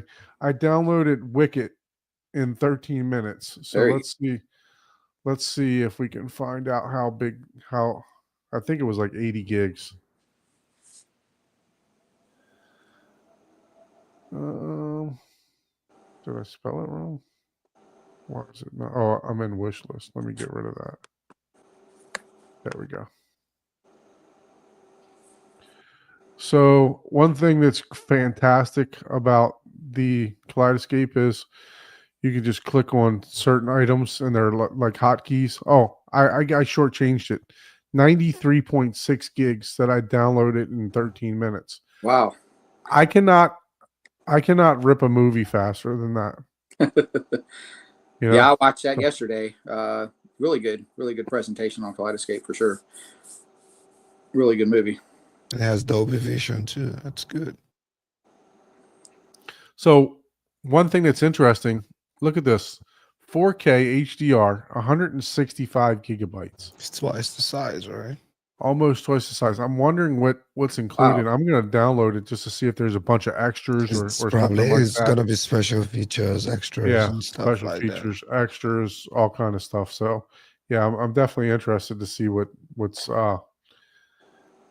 it is. I'm just going to download it to see what the difference is. But you know, as I was mentioning, you can click on like the when you're doing this, you can click on the actor's name, and it should show you everything that actor was in. Yeah. Which is fantastic. If you have a certain actor that you really like, Yeah. or a certain director, it'll show you all the movies that they produce or directed. So it's kind of like, what is that music player? Rune. It's like a Rune endpoint almost for movies, to where you can, just click hot links, and it'll take you to wherever wherever your little heart desires, basically. So one good thing is that I can look at what's actually downloaded versus my total movies, what I have. So this is all my movies that I own. I can go to the living room. I bought those the other day, and that's like next on my list. So I haven't seen either one of them yet. So I'm looking forward to checking those out. Yeah, I heard they were really good. I've not seen them yet. So yeah, I can decipher through my living room, through all the movies, because I do have some movies in the cloud. Like I literally purchased the full content set of all the Marvel movies a long time ago. When I first got the Kaleidescape, it was on sale. I think it was like $200 for all of the Marvel movies except for the Spider-Mans. So, all these are all in the cloud. Get into the TV series too. They take up so much space. And oh man, I delete saw all. you had the Penguin on your Oh yeah. on your TV there. How Yeah. did you like that? I'm thinking about starting that. Yeah, I watched that. I guess a week ago or 2 weeks ago. Incredible. Just wow. another hit from HBO. Like everything they put out is good. That's all their series are just so good. The Last of Us was really good. I saw that on here. The Penguin. Yeah, I finished Dune Prophecy yesterday. That was really good. One that I want to start is I think it's on Apple TV, called Silo. The Silo. I haven't heard of that one. Okay. I haven't. I think I I've- saw it, but I didn't decide if I wanted to watch it.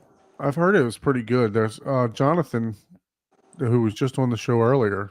I think he said that it was a really good show. So I definitely want to check that out. Nice. So, like, Yep. movie of the year for you, sir. You know, everybody is doing their movies of the year. I know we should Their have done one too. top 10 countdown. My issue, and I'm just going to preface this up front. You guys saw all the movies that that were on my Kaleidescape, but I don't Yeah. watch them. Barely watched, right? And the reason I don't watch them is because I want to watch them in my theater when it's done, right? So the movies that I'm going to say were my top movies, it's because I actually watched them. Yeah. And so like a Furioso, I didn't watch, right? Well, Ambulance was from last year. I didn't watch Ambulance because I'm saving it because I heard the soundtrack is phenomenal, right? There's just certain movies that I won't watch. But movie of the year for you, sir. What was it? Dune Part 2. Dune Part 2. Good choice. Yeah, and there's probably a bunch that I did not watch, right? But Right. either because it's not just the style of movie I enjoy to watch, or I'm not doing movie reviews. So a lot of the guys that do the reviews have to watch it whether they like it or not per se, right? But I think Dune Part 2 was just the best for me for last year. So Definitely demo worthy for sure. How about you, Michael? Yeah. Furiosa for sure. Yeah, I loved it. I watched it like 3 times in a theater, probably at least a dozen times here at home. Just incredible. I love Anya Taylor-Joy, so yeah, she's one of my favorite actresses, man. She always does a great job. So Mike says movie of the year for him was Civil War. That was a good Yeah. one. Good So, audio at the beginning of that movie. Maverick is second. Let's see. Did Maverick come out this year? I thought Maverick was the prior year, You wasn't know, it? I didn't see Civil War, man. I need to buy that. Civil War is supposed to be excellent. I didn't see it. I'm just gonna put it in my cart now and buy it. Yeah, you need to get that. From what I understand, it's supposed to be really, really good. So Definitely had a good audio presentation in it for sure. I saw it, yeah, on Kaleidescape. Very good. So my movie of the year for what I've seen is The Quiet Place Day One. So I thought the sound was really good in that. Picture was phenomenal. There was definitely some jump scares in the beginning. So yeah, it's I thought it was a good movie. Yeah. For me. So Ike, what about you? We got Paul coming back in. Oh, What? he came right on time. Paul's coming back in. He's in the he's dark. in dark mode, man. In the spirit of Chana, I am joining while you know. Little Chana, yeah. Yeah. So Paul, I don't know if you were listening to the show or not, but I'll throw this out to you. We were talking about our movie of the year. What was your movie of the year, sir? Oh man, gosh. I'm horrible at remembering what came out and what was good for the year. Honestly, well, it might have came out. I don't know if it came out this year though. That's the problem. Did Wonka come out this year? Well, that was I think Wonka was last year. Yeah, that's what I was thinking. Or I mean, 2023. Shoot, Right. I don't know what are the big box Let office? me give you some choices. Because I'm like, I don't even remember what came out this year. Because I watch a couple movies, or I try to watch one a week, but sometimes it's one every other week. So that's a lot of movies. So it's like, and I'm not watching this year necessarily. Sometimes I watch some horrible. I watched a really horrible movie this last week. Oh, it was so bad. So some of the big ones that I'm looking at. and I'm just going by what's on the. So don't crucify me here. I'm just going by what I'm reading from this website here from IMDb, popular movies. Red One, Carry On, Sonic 3, Mufasa, The Lion King, Gladiator 2, Jury 2, Wicket. I'm just I going haven't through seen Is any of Gladiator those. 2 even on disc yet?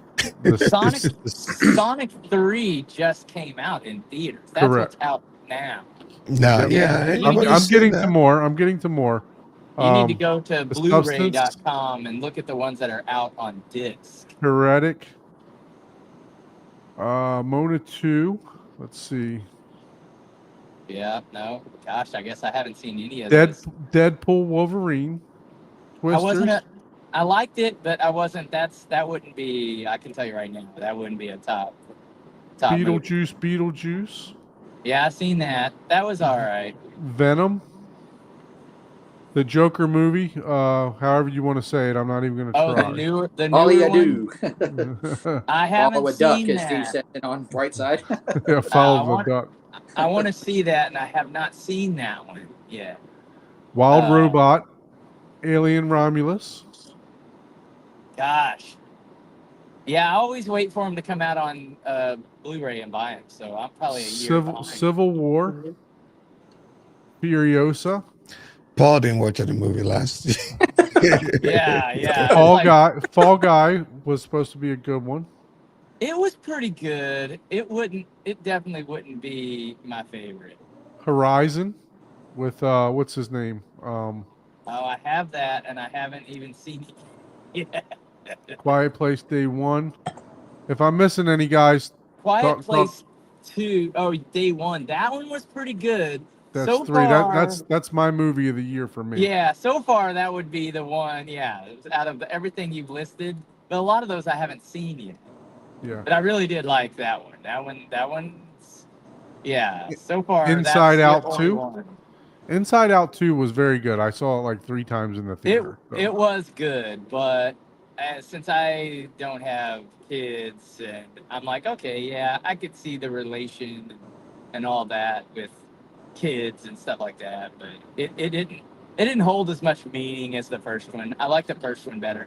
It was be the number honest. 1 in the box office for the entire year. It grossed the most Yeah, money. and that makes sense. That totally makes sense. I think it was over almost 700 million or something like that for that movie. Yeah. Let's see. I- Transformers 1. That was No. the animated version. Didn't even. I didn't even see that one. Yeah. Nope. Yeah, like I- literally all of the ones that you mentioned, like I haven't even seen yet. To be honest, I'm still. Bad Boys catching Ride or up. Die. Yep, I haven't seen that one either, and I That's- haven't. I have. I watched it in like I mean I wouldn't rate it in my top 3 or top 5. Ghostbusters Frozen Empire. You talked about that one. I did see that one. That one was all right. It wasn't. Monkey guess- Man. What was it? Monkey Man, The Crow. Oh, I haven't. Nope, I haven't seen that. That's one. I don't even have that one.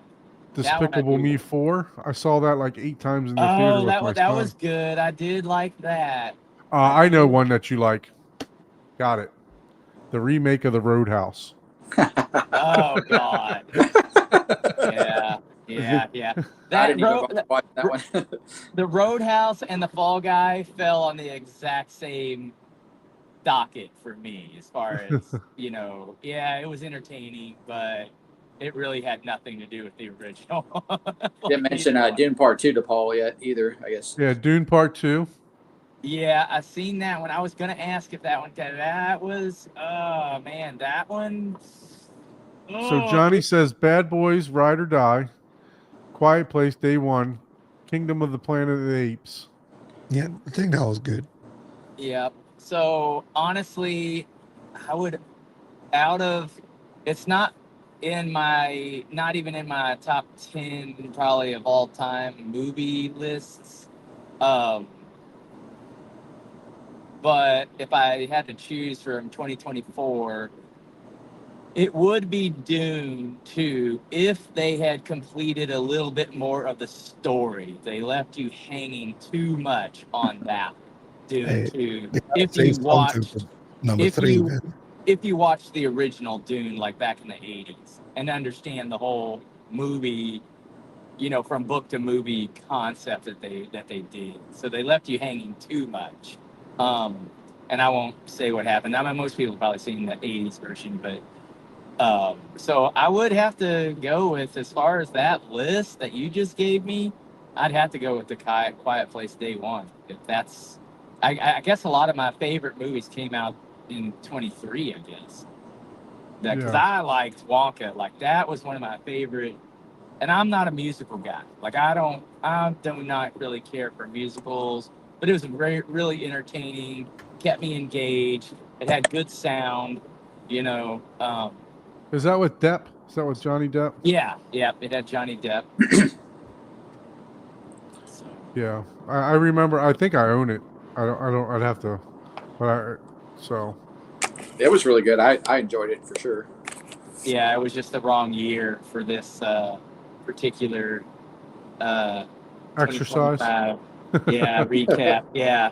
Because, Yeah, and and I'm like I like, said, I don't there's a know if lot there of was movies that I anything haven't signed. else.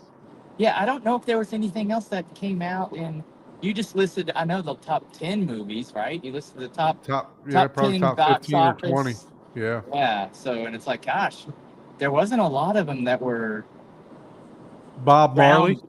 Huh? Bob Marley. I I haven't haven't seen seen that them. some yet. I haven't seen them. That one I do want to see eventually, but that one, I don't know. Some of those movies, like the Elvis one, I haven't seen. I own it. I haven't seen it yet. How about Twister? Twister was good, but Twisters. Yeah, yeah, I haven't Twister's is seen the good. new Twisters. I haven't seen that. I do want to see that, but it's a remake. You know, I heard the it's like, sound was excellent though. It's yeah, worth it. yeah, I have heard that. So, um, I'll be getting that soon. Let's put it that way. Yeah, So, I'm just looking through. I'm on 400 movies right now that I've looked through on IMDb, and yeah. those are the ones that I was mentioning that stood out for this year. Yeah, yeah, and I want to see Sonic 3. I didn't know. Yeah, I guess that came out in December, right? Yeah, it just came out a couple weeks back. Yeah. Yep. So yeah, and I don't go to. Was the menu this year? The Menu. Was that last? Okay. Oh, that was 2022. My bad. Yeah, no, Yeah, see, that's my Yeah. problem. I'm like, man, it's a good movie though. I Yeah. don't know which movies are which year. Like my buddy Miguel, he's pretty good at that. He knows. Like whenever I'm building my library, I call him and I was like, okay, this movie, and he's like, 2017. I'm like, what, that long ago? No way. I'm like, Jesus. So we got a couple people saying Twisters. We got Fred. You guys watch Twisters. Michael Squire says Twisters was good. But yeah, so I'm sure there's some movies out there that I'm saving.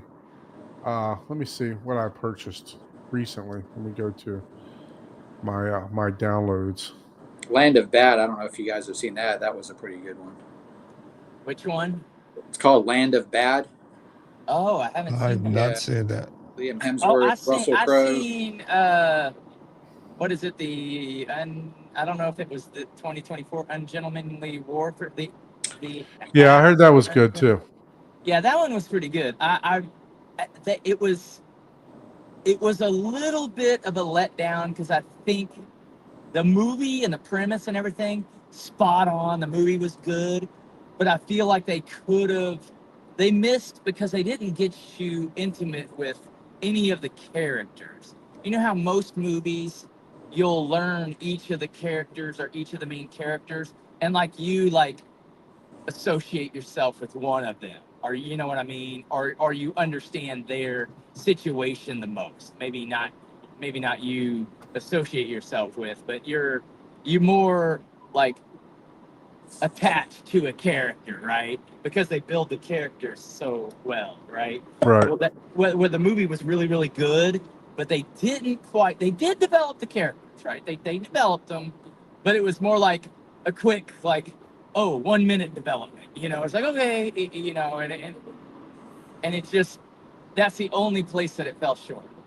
So, Yeah, I kind of felt that way about Gladiator too. Just The Oh, I haven't seen that one, but yeah, I do want to see that one. But just yeah, fell flat for me. Like after watching the first one, and Russell Crowe's performance is so good, and get so emotionally attached, in the movie yeah, to the what's going on. character is It's built like, so wow, well that you understand you know how the character's gonna react. You know what I yeah, mean? And then whenever they do something different, you're like, and then they show you why, and you're like, yeah. His So, character is Pedro Pascal, I think was his name. Yeah, is supposed to have this rage. I guess that's what was Denzel's character. Like, oh yeah, you bring rage, and it's just like, you know, There's no rage. I didn't Yeah. I didn't feel the rage, acting in his part. I'm like, yeah, I don't see rage as like crazy to me, and it was just like, I don't see him acting rage. yeah. But so the acting kind of fell a little shy for me on that. I didn't get it emotionally. That probably isn't the acting, but the casting probably, right? Okay. Because Yeah. there's certain and I get that because I know the actors you're talking about and I know they're really good. So it's like Okay. it's you know what I mean. It's like And different one of those roles are things better. where, yes, exactly. It's like you just can't put you can't put like Mark Zuckerberg or as a the tough man. You know what Yeah. I mean? It's like just not gonna fit. Yeah. It's one of those. Now maybe like a Taken type of thing where okay you don't necessarily have to be super strong, but you're very keen or intelligent. You know what I mean? Okay, sure. Then that makes sense. But Yeah. Gotcha. Yeah, I guess I misspoke there as far as yeah. Yeah, but The I casting. hear what you're Yeah. saying though, because there's some movies where you're just like, oh my god, it's like, ugh. And then, honestly, the movie Silent Night, dude, the actors were good, but just the whole premise of that movie and how they did it was so quick, and it got a good decent rating, like a 6. I was like, Yeah. what? Wow. No, that's like a 3 for me at best. At best. I There's was a lot like, of gore in that movie. Don't. From what I understand, I'm saving that one for the theater too. So, I've yet to well, see that one. that's so where. Oh, you haven't seen it yet. Where Yeah. I won't disclose any spoilers, but it was trying to be the score of Quiet Place and the action of John Wick. Like I could see that throughout the whole movie, and it fell short tremendously. Because I will tell you one thing that may actually help you enjoy the movie better. There is no speaking in the movie at all, ever. Oh, really? And I'm just like, what the? Like, What? come on. Like, get the fuck out of here. And like I said, they were trying to be like, oh, we're going to break into a new thing like Quiet Place. It's like, Yeah. no, epic fail. And then they literally, there's John Wick scenes in this movie that are like, you could put them side by side probably. And I'm like, oh my God, like, stop it. Just fucking stop it. The movie, like, the acting wasn't bad. The premise of the movie wasn't horrible.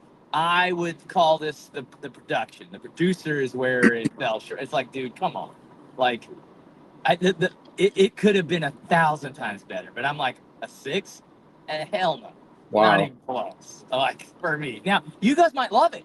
That's the thing about the art, right? Everybody They're Yeah. all subjective. Yep. Is the audio in it pretty good? And obviously, I'm wrong. It was quiet.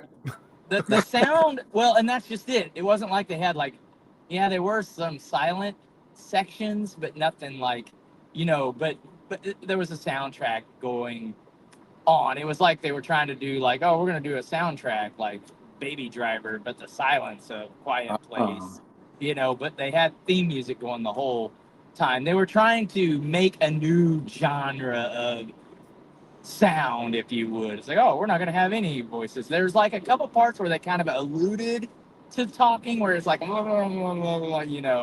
like Charlie Brownish, if you would, like in the background. Yeah. Like in a place where it was just like, okay, you cannot tell me we're not going to hear voices here. And no, we never heard anyone actually. I'm like, oh my God. Wow, that's crazy. I think at the beginning there might have been, I don't even remember. I'm like, I don't think so. Like the doctor, like just all the spots where there should be some dialogue. It doesn't have to be a lot. yeah, I'm pretty sure there was none. Like none. Like the wife come. Anyways, there's all kinds of spots where you're just like, there's no effing way there's not dialogue. There's no way. And it just, yeah. And that just is like, okay. To where it took you out of the movie for me. I'm just like, no, there's no way you're not going to say something. Get the fuck out of here. Like,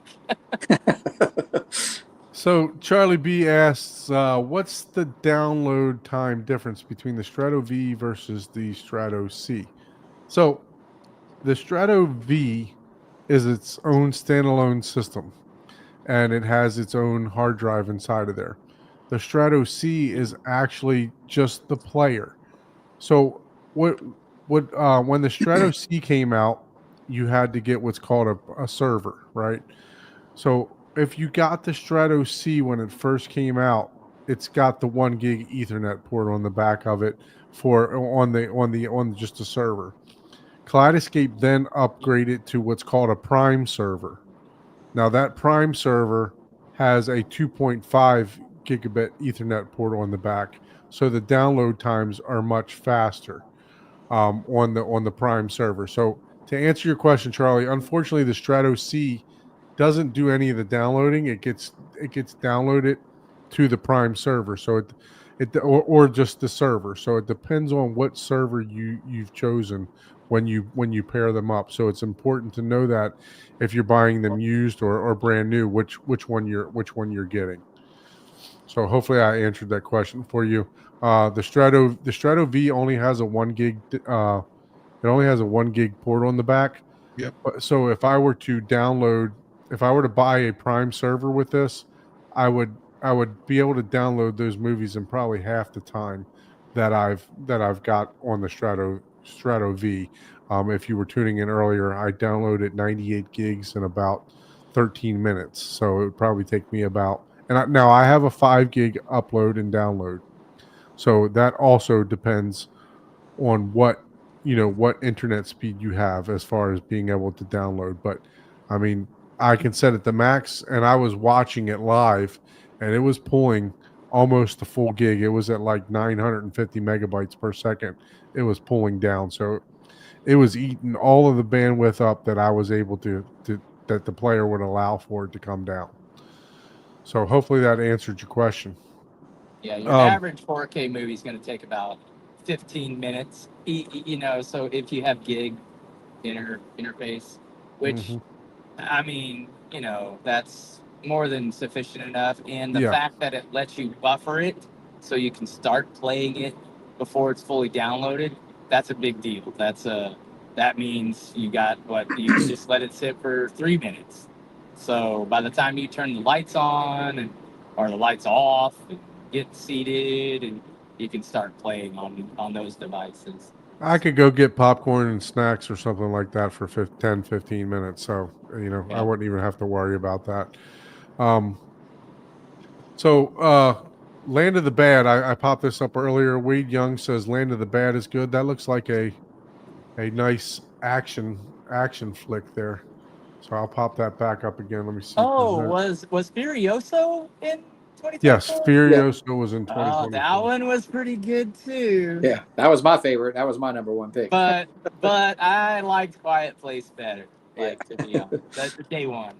So, but okay. Yeah, I didn't hear that one in the list, or maybe you said it at the beginning and I didn't. Well, just probably the first went over one you it pretty said quickly. cut out. So. Kevin says Kindergarten Cop. That came out in 4K. Does that count? Classic. That's amazing. Of course that counts. I mean, hey, it's a re-release on digital. Why not? What is this comment, Ike? I'm gonna have to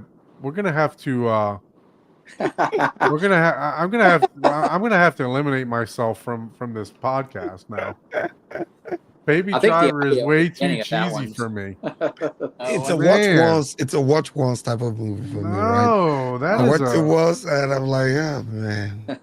That is a demo scene in the beginning, man. What are you talking about? When he's walking through the streets and everything's We're talking about the movie. Yeah. We're not talking about the demo likability, right? We're talking about the entire movie itself.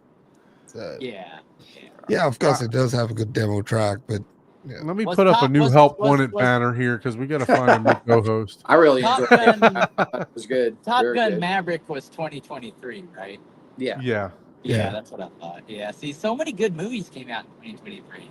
I right. don't know what. Yeah, the- I was getting them confused too. That's why I had to go through the IMBD list. Yeah. Yeah. So, I don't blame you. equipment, 2024 equipment. What do you think? What inspires you the most, or what do you think that was some of the? You may not own it, but what do you think some of the best equipment to come out for this year was? Ike, what do you think? So for me, this choice, obviously, I haven't tried it. I don't have it in for review, nothing like that. But I'm looking at it from what I think you can achieve.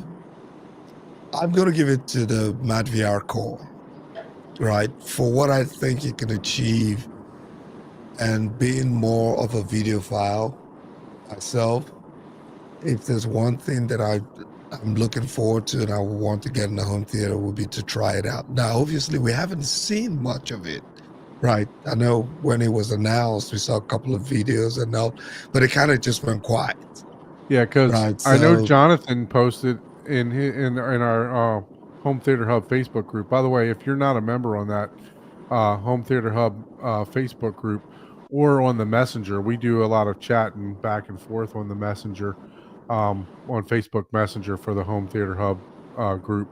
If you're not a member on that, just ask. I think you got to ask for permission or be invited. Just send us an email and we'll add you to that chat that we got going on. But Jonathan posted that he got his a couple weeks back. Oh, really? And I think they're just starting to trickle out. Yeah. So So I think for what it's possibly capable of doing, and this is me saying going by what we're told it can do, right? This is not based on hands-on experience or any reviews out there.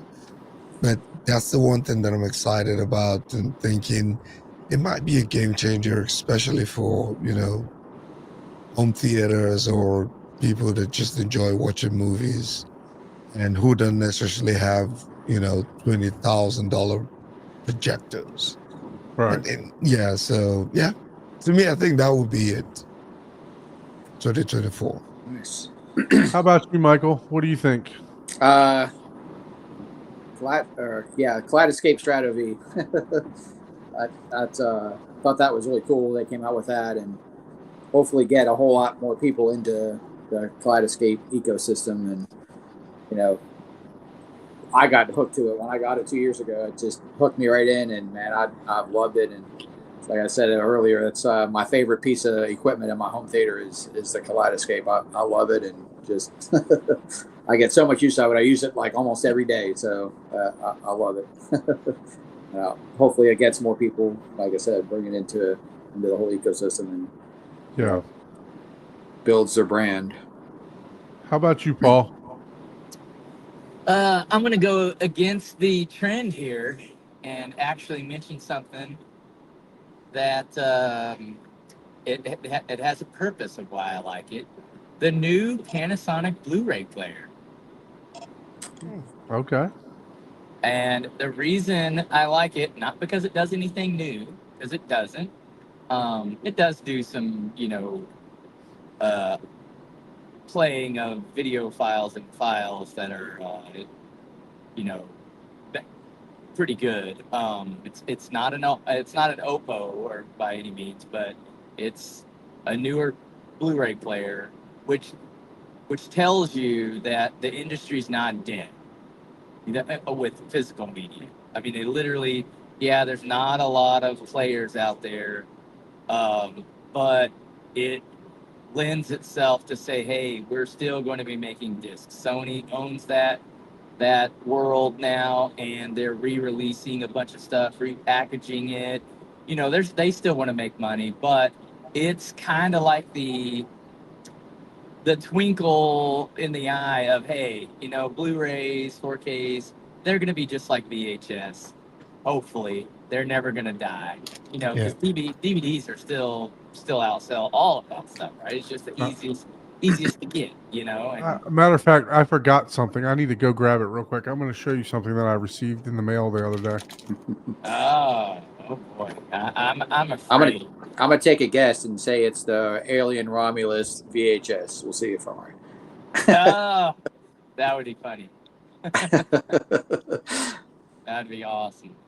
So, but yeah, I mean, that's such a small thing that everybody that's already got a theater doesn't care about. Like even me, I don't even use a Blu-ray player, right?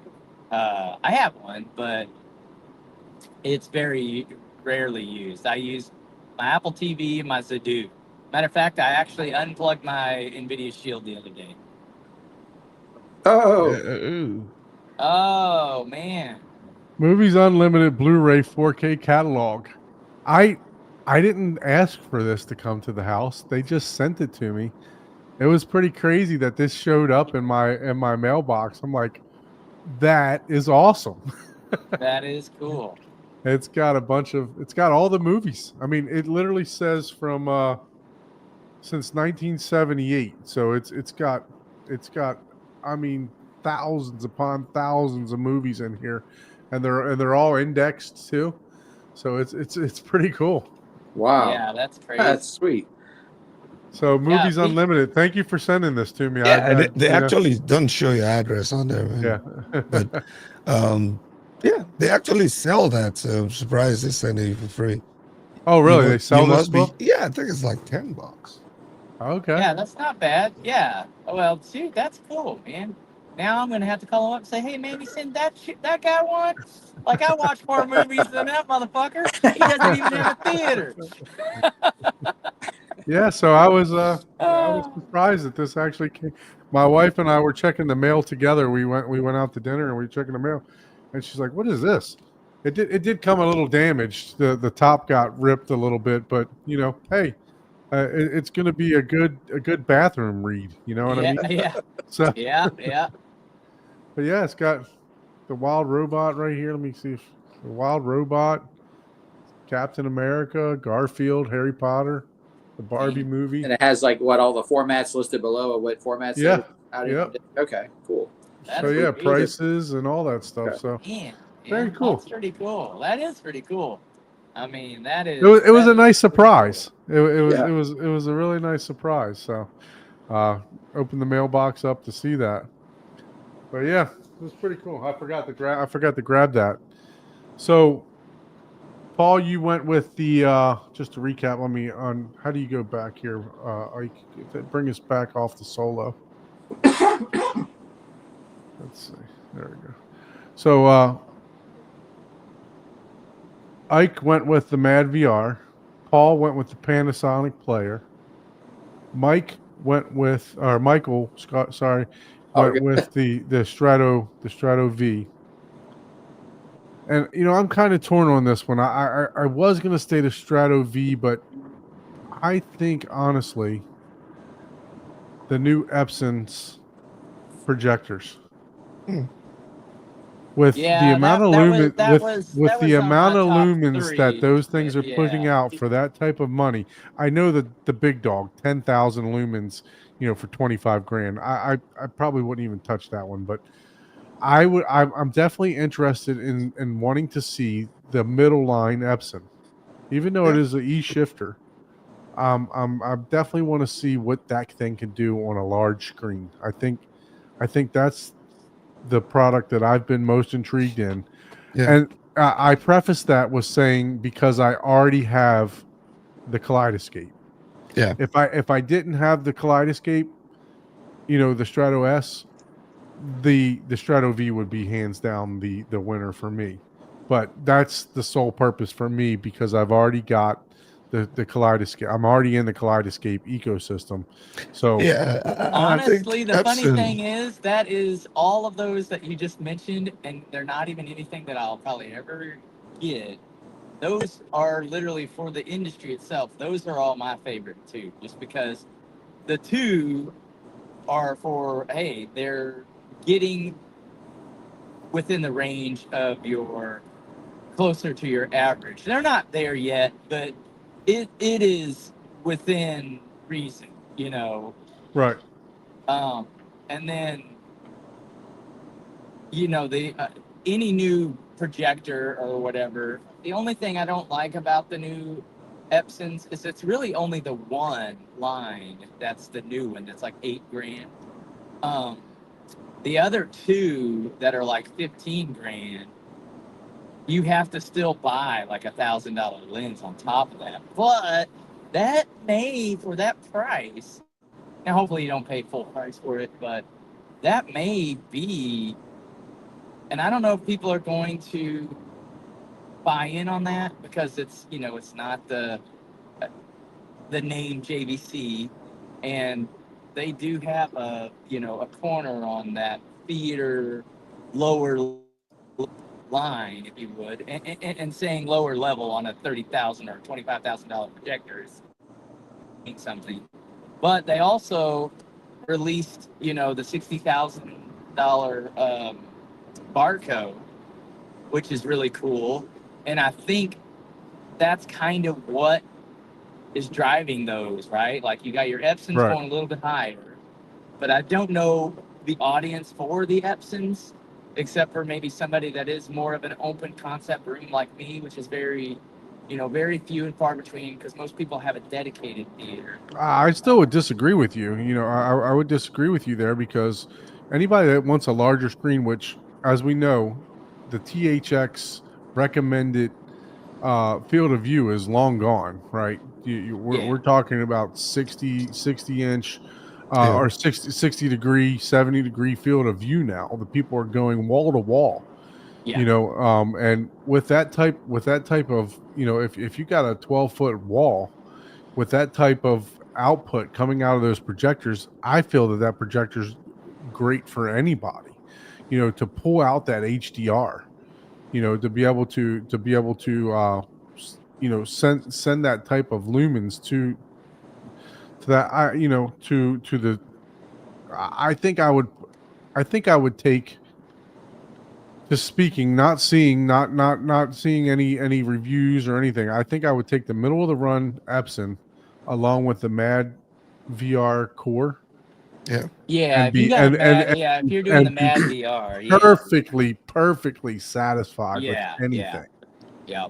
That now that once you say with the Mad VR, then yeah, then yes, but people will still, you know, if you're buying Mad VR, they're still in their minds, they're going to be like, oh, I want the better black levels, and I'll use the Mad VR to bring back the highlights, you Right. know, and make it, because, you know, that's kind of what that does.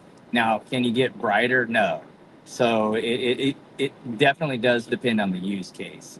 And let's face it, you know, it's kind of like, okay, you don't need a Rolex to tell time, but, you know, Epson's not the brand that people brag about, you know? Yeah. So what's it, the Epson, what is it? It's like 7,000 lumens for the middle of the run, I think. And Well, it depends. When 10,000 you for say 6,000 middle lumens. of the run, there's like one that's like 5,000, and then it jumps up, or I don't know. Pull it up real quick because there's three new ones. There's the new, actually what I would call the home prosumer version, and then there's the bottom of the rung pro versions, what I would call, because they have replaceable. You have to buy a separate lens for it that matches your screen and your Right. screen size. Like that's the whole point of that. Which you know, again, until people start actually doing that and they actually see the benefit, because right now it's just marketing, right? Everybody can say whatever they want, right? It's like, oh yeah, spend, you know, $15,000 and then you get whatever lens you want. Now, how bright do you want it? Well, that's your pay for the brightness, right? Right. But what's the lower rung on So that? 3,300 lumens for $79.99. Yeah. 6,000 lumens for $15,014.99. And With then no lens on no on that. lens, right? But you, Yeah. like you said, you can these these type of lenses are out in the marketplace that you can buy them. Yeah, You can and buy them fairly at most, those are like $2,500. right. Like, it depends on the lens, right? And then So, for $29.99, which 99.99, now you're talking more 10,000 expensive. lumens. Yeah, yeah. But if you're comparing that to a Barco, you're already throwing out the JVC black levels. Yes, in that case, that one, that is, like you said, that's Yeah. a lot of lumens for that price, for 30 grand. That's half of a Barco. So even if you get a lens, you're looking at 33 grand, something like that Yep. for something. I think the Barco Braggy starts around 30 40 grand too. So, but it's Yep. not 10,000 lumens either. So Yep. Yep. What does the That's- NZ900 have lumens wise? Do you know off the top of your I head? think it's 3,500. Oh wow, jeez, that's crazy. Yeah, JVC is Oh, the not giving M6. you JVC is not giving you all that lumens, man. Wow. For Yeah. cheap. But they Yeah, they like- are all about the black levels, which if you have a controlled, because in reality, those lumens don't mean anything. It's really the contrast. Yeah. Right. Lumens don't mean anything. If you could get a a friggin', Amazon projector that has 15,000 lumens, but you can't see squat from it, Yeah. It's like, oh yeah, that's a cool light bulb. Okay. So I think Rich is saying his product is a TV. I think that was the second on my list actually, was larger size TVs. Yeah, Yeah. That's The larger size pretty TV cool. is still that would definitely have been number 2 on my list. The fact that we're getting bigger options and they seem to be performing, but well, we don't know, right, until people start owning them for a year and 2, 3 years and warranty periods. But I was concerned that the bigger we went, these things would not last long, but we'll see. We'll find out after another year or 2 when people have owned them for some Well, time and I put think them through the Giles paces. Giles just installed a 98 inch in his room. Yeah. I know that he just 98 installed inch a TV. 98 inch, 98 inch TV. That's cool. That was a Hisense, right?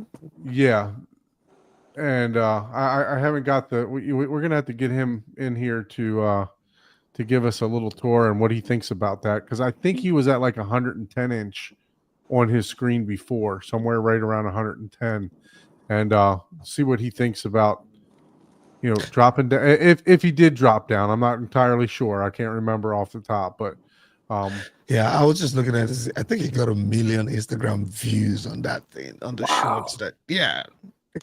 He got 1 million views, and it's only January 2nd, and he just posted it. Yeah, but yeah, I think it's the 98 Hisense. But I think that comes close to, that would be my number 2, is the fact that we're seeing them, and the price point is not necessarily as scary as I thought it would be. $1,600, man. Yeah, Yeah. For the for now, the QN7. how that translates to quality, performance, Longevity. and that's, I think, yeah, and the longevity, we're yeah. not gonna know in 6 months, right? No. We're not gonna at find all. out after 2 years, Yeah. Right. Yeah. or 1 year, right? So, but I think that's a great for the Yeah, industry. the Just in general. QM8, I think 100 inch is like 3 or 4 grand. It was like 3 or 4 grand during Black Friday. I mean, you cannot beat that. I mean, I'm looking to put 100 inch in the room, like right outside of my theater room, Yeah. and I'll be about 12 feet back from 100 inch. So, but yeah, no, I'm looking to do probably the Hisense. I think it's like this. So the Charlie one that, says Giles got the TCL. I Yep. believe. I think he's I got the stand corrected. QM7. He's got the QM7, I think. Yeah. I am curious what the power draw is compared to like a projector on one of those. They usually make those things pretty eco-friendly because like in the UK, Mhm. they have to have like an eco mode and stuff like that. Well, 'cause you can, that doesn't mean anything. It doesn't mean anything, bro. Yeah, that doesn't, because your washer, your dryer Everything has has an eco eco mode, thing man. whenever Yeah. it's on. It has to have an eco mode. But guess what? Most people say disable the eco mode. Oh, hey, my dryer Right. works Yeah, it's 10 like times TV. They better. tell you to disable all that, right? Even for your Yep. TVs, all the reviewers tell you want to disable it because you don't get the best quality Yep. output. Exactly. So that's what So, I'm really curious. yeah, What's the real, like, hey, I'm using this thing legitimately. So, what's that? Okay, so let's see. What do we have here? Beer time. Let's see Yeah, some we goodies. have a porter.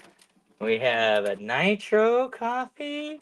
Oh We have wow. a tea vice. That's a sour. We have the spicy pickle. That one's pretty good. We have a Spicy squirt. pickle. pickle. We have some Yeah, You wine. invited your boyfriend over again, didn't you? let's do spicy pickle. We have Do spicy pickle. You Don't worry know, about anything else. we have do the Just you have do berry it. any noir. That's pretty do you have any good. lettuce flavor beer? Because that's what's supposed to go in those crispers. Yeah, lettuce. Oh yeah. You know, yeah, look, this is man cave fridge right here, Yeah. man. Looks like my fridge. You got any bell pepper flavor? Orange bell pepper? No, we do have some we have some of this too. This is a great little Little Crown. no. Oh no, no No. Crown. This is Okay. local, my man. Gully Town, All right. 6 years.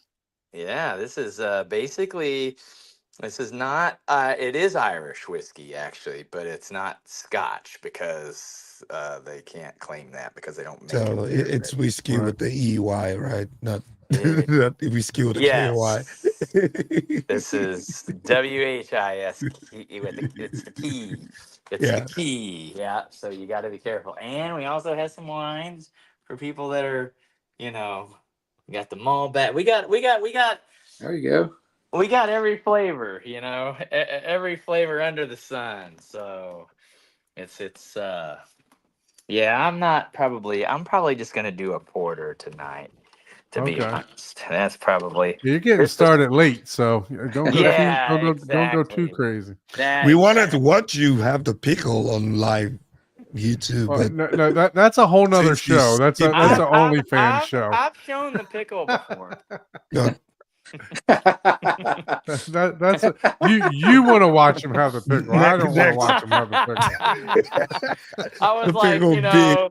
The I pickle can't help it. I flavored can't help that beer. it wasn't impressive to Ike, but all the other. I white forgot. I guys spent the were night like, at your yeah, place, that's a M-Wave nice 2022, pickle. right? Yeah. Next topic. My pickle's not that impressive. Sorry, Pickle Oh, beer. man. Pickle flavored beer. So, Musan, spicy pickle. I'm at hoping that. I'm pronouncing this correctly. Musan. He asked, "What's your opinion of the TLC 98-inch?" So I got to see. It depends on what model you're looking at. At M-Wave, I got to see the TLC.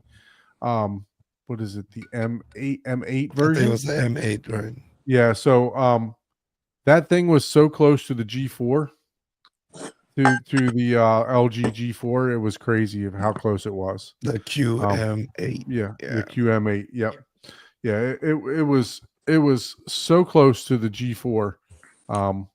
There was definitely a difference, in dark scenes, but as far as like star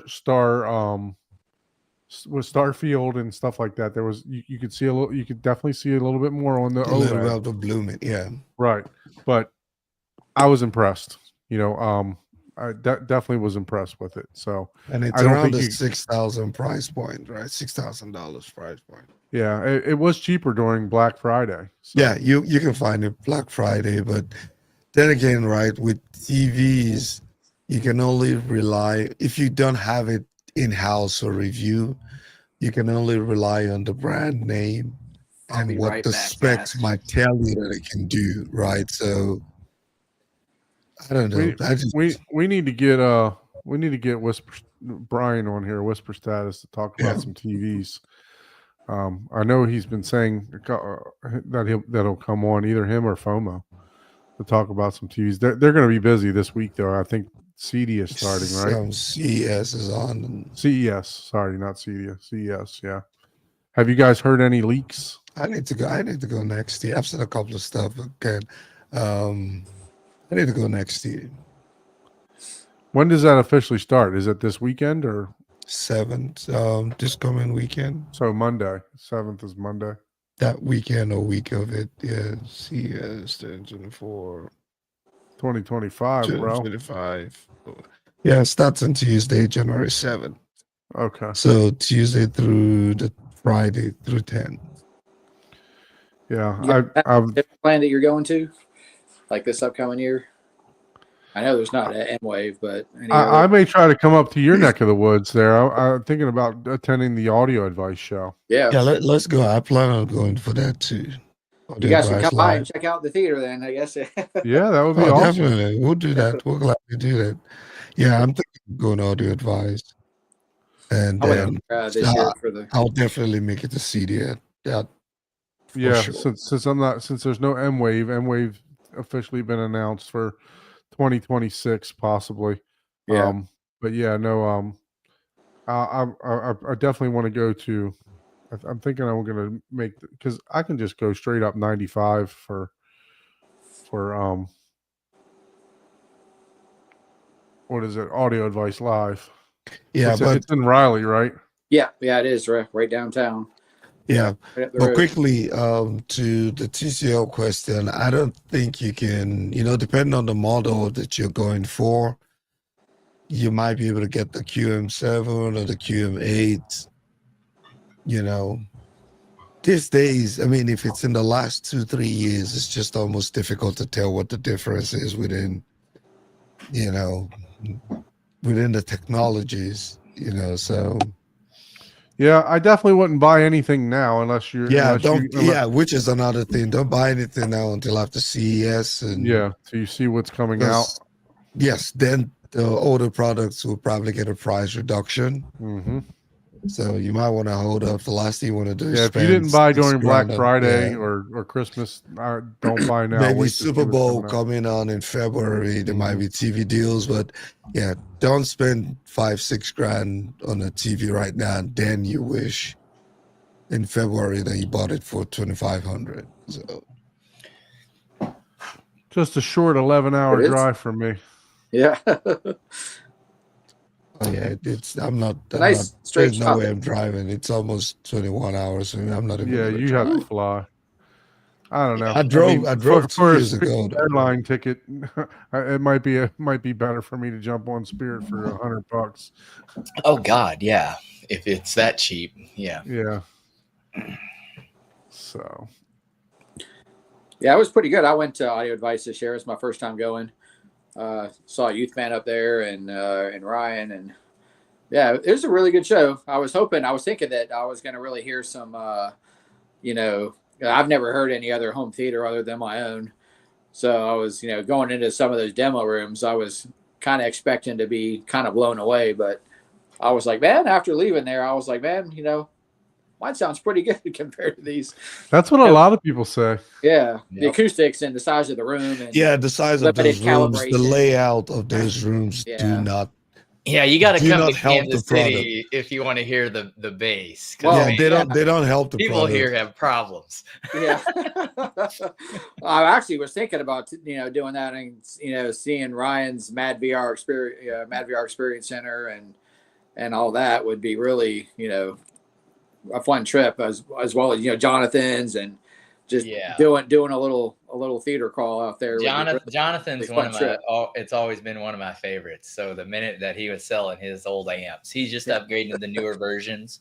So I'm like, yeah, I'll take those old ones off your hand. I was like, I've been him hawing around. I used to do car audio competitions, so it's like I can build, or I'm gonna look, because the time to cut those boxes, if they're not too bad price wise versus time to just buy prefab from either GSG or DIY Sound Group, I'll just buy them pre-cut and just I just haven't decided what I'm going to do, either, super low or super, I don't know if I'm going to go 21s, all 18s or 15s, because I really don't want them to intrude into the room. But one of my thoughts is actually to basically, would in this scenario, I'd have to custom build them, is basically take my entire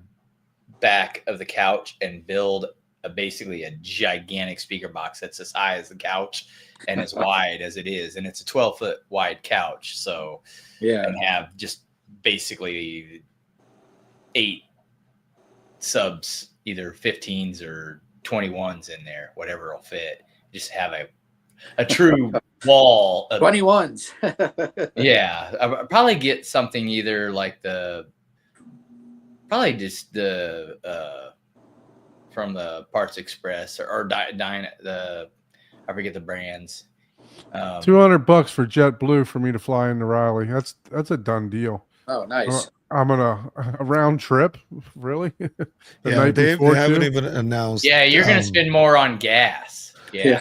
It's the only reason you wouldn't want to do that is if you're doing like it says August 1st through August 3rd on Audio Vice Live. Oh, have they announced it? Because I was just looking at the website now. It says the schedule is coming. So okay, August 1st through 3rd. Okay, not bad. Yeah, I'm gonna try to go all 3 days this year. I only went just on the first day last time, and way too much to see in one day. So yeah, and look, that's a late flight for me too. So I can still spend time with the family. So if you need a ride from the airport, let me know. I could, come. Oh, hell yeah, man. We got a taxi. We got everything now. Guest bed. You got a guest bedroom. I'm going to play that record player too. Yeah, you can for sure. The bed over there is, it's not very big, but Sorry, Ike. I got this. I got the Airbnb first. Yeah. I'll let you Hey, play. you never know, man. He might let me just snuggle up right next to you. Yeah.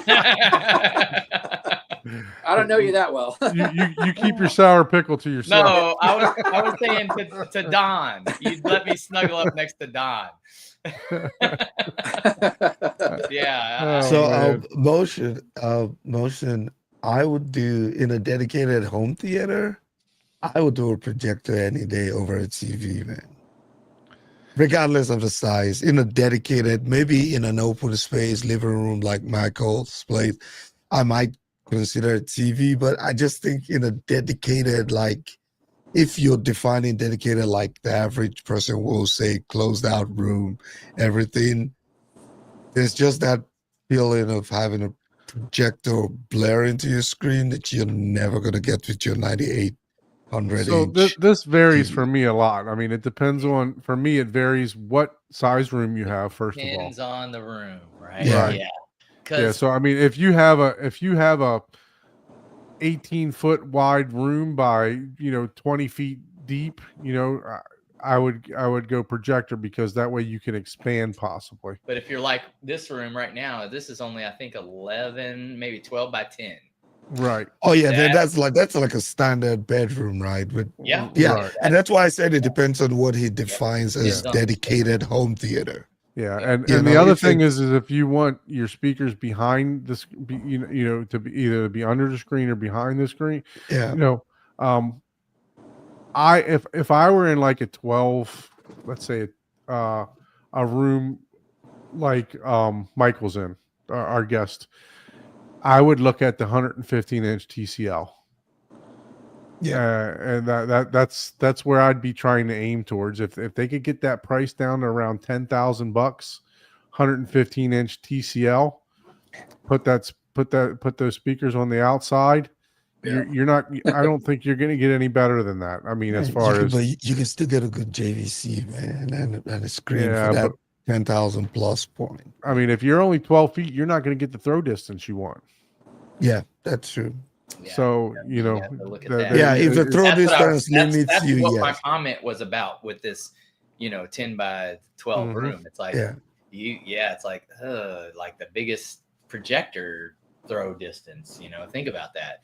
And you have to, okay, if it's 12 feet, which actually I don't even think it's might be 12 by 9 because of there's a closet in here that's taken up a big section of that. So one direction I might have, a throw distance if you minus a foot, because the projector is going to be a foot, so that, how big Yeah, a screen so can I was you going to get? mention the ultra short throws, Wade. Yeah, so you got those, but right now the contrast is so bad on those still.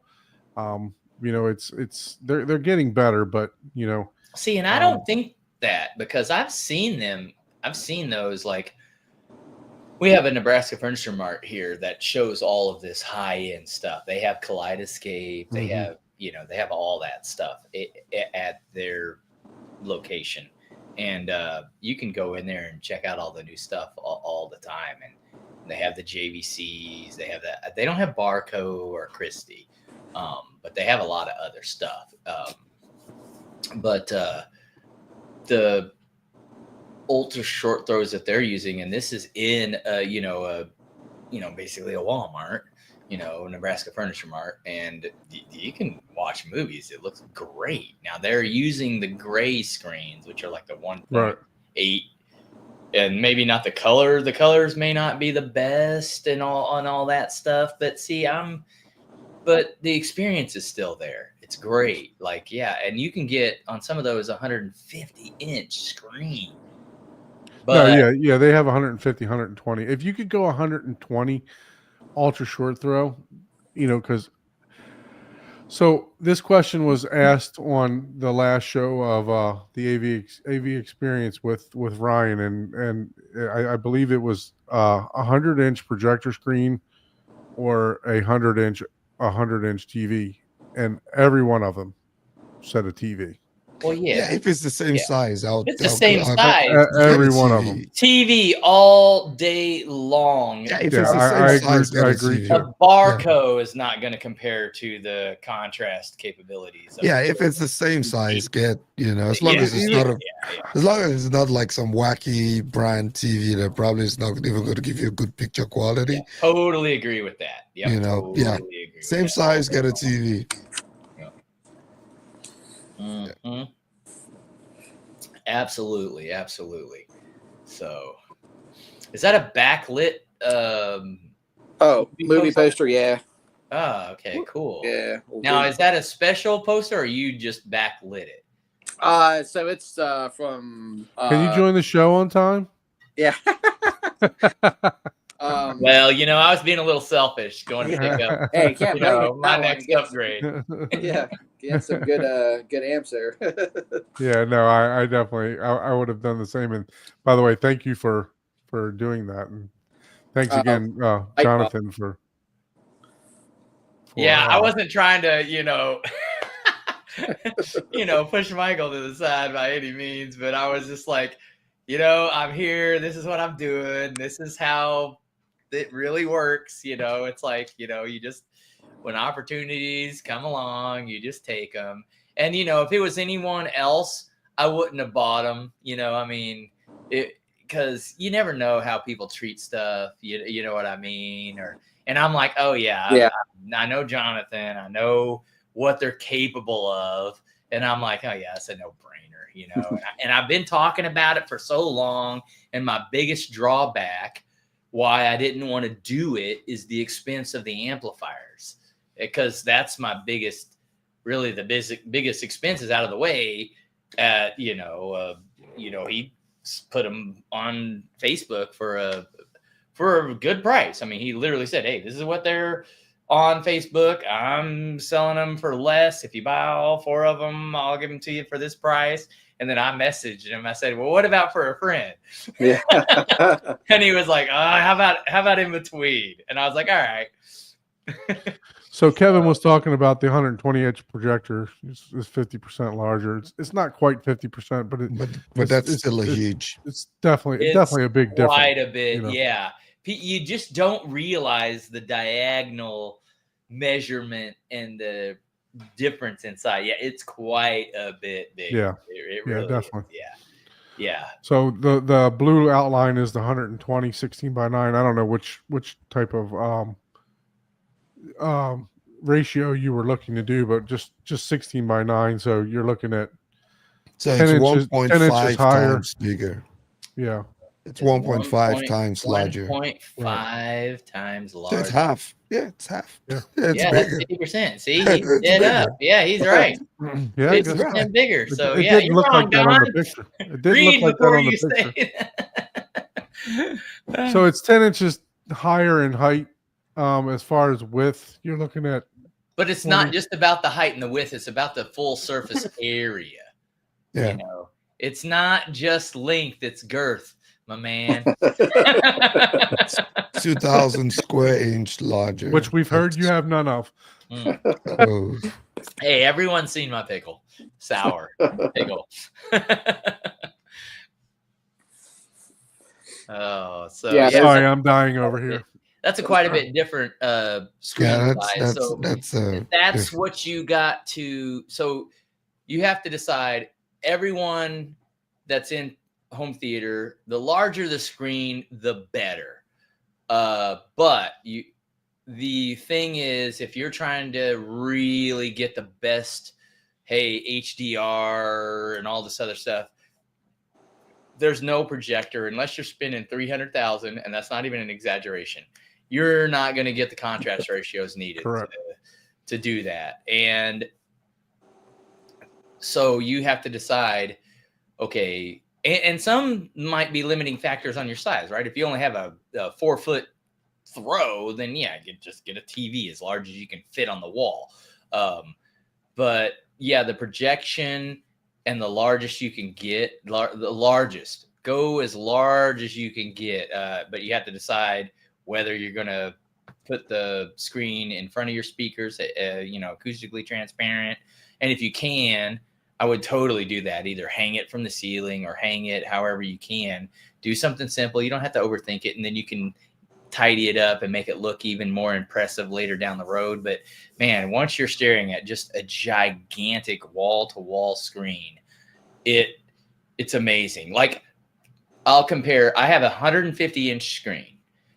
Ton has the 142-inch, I think, but his is in that little nook that's literally floor to ceiling. His looks better. It looks bigger even. Because you've been at my place, and it's like, yeah, that's a giant screen, but since you're sitting way further back, it's not floor to ceiling.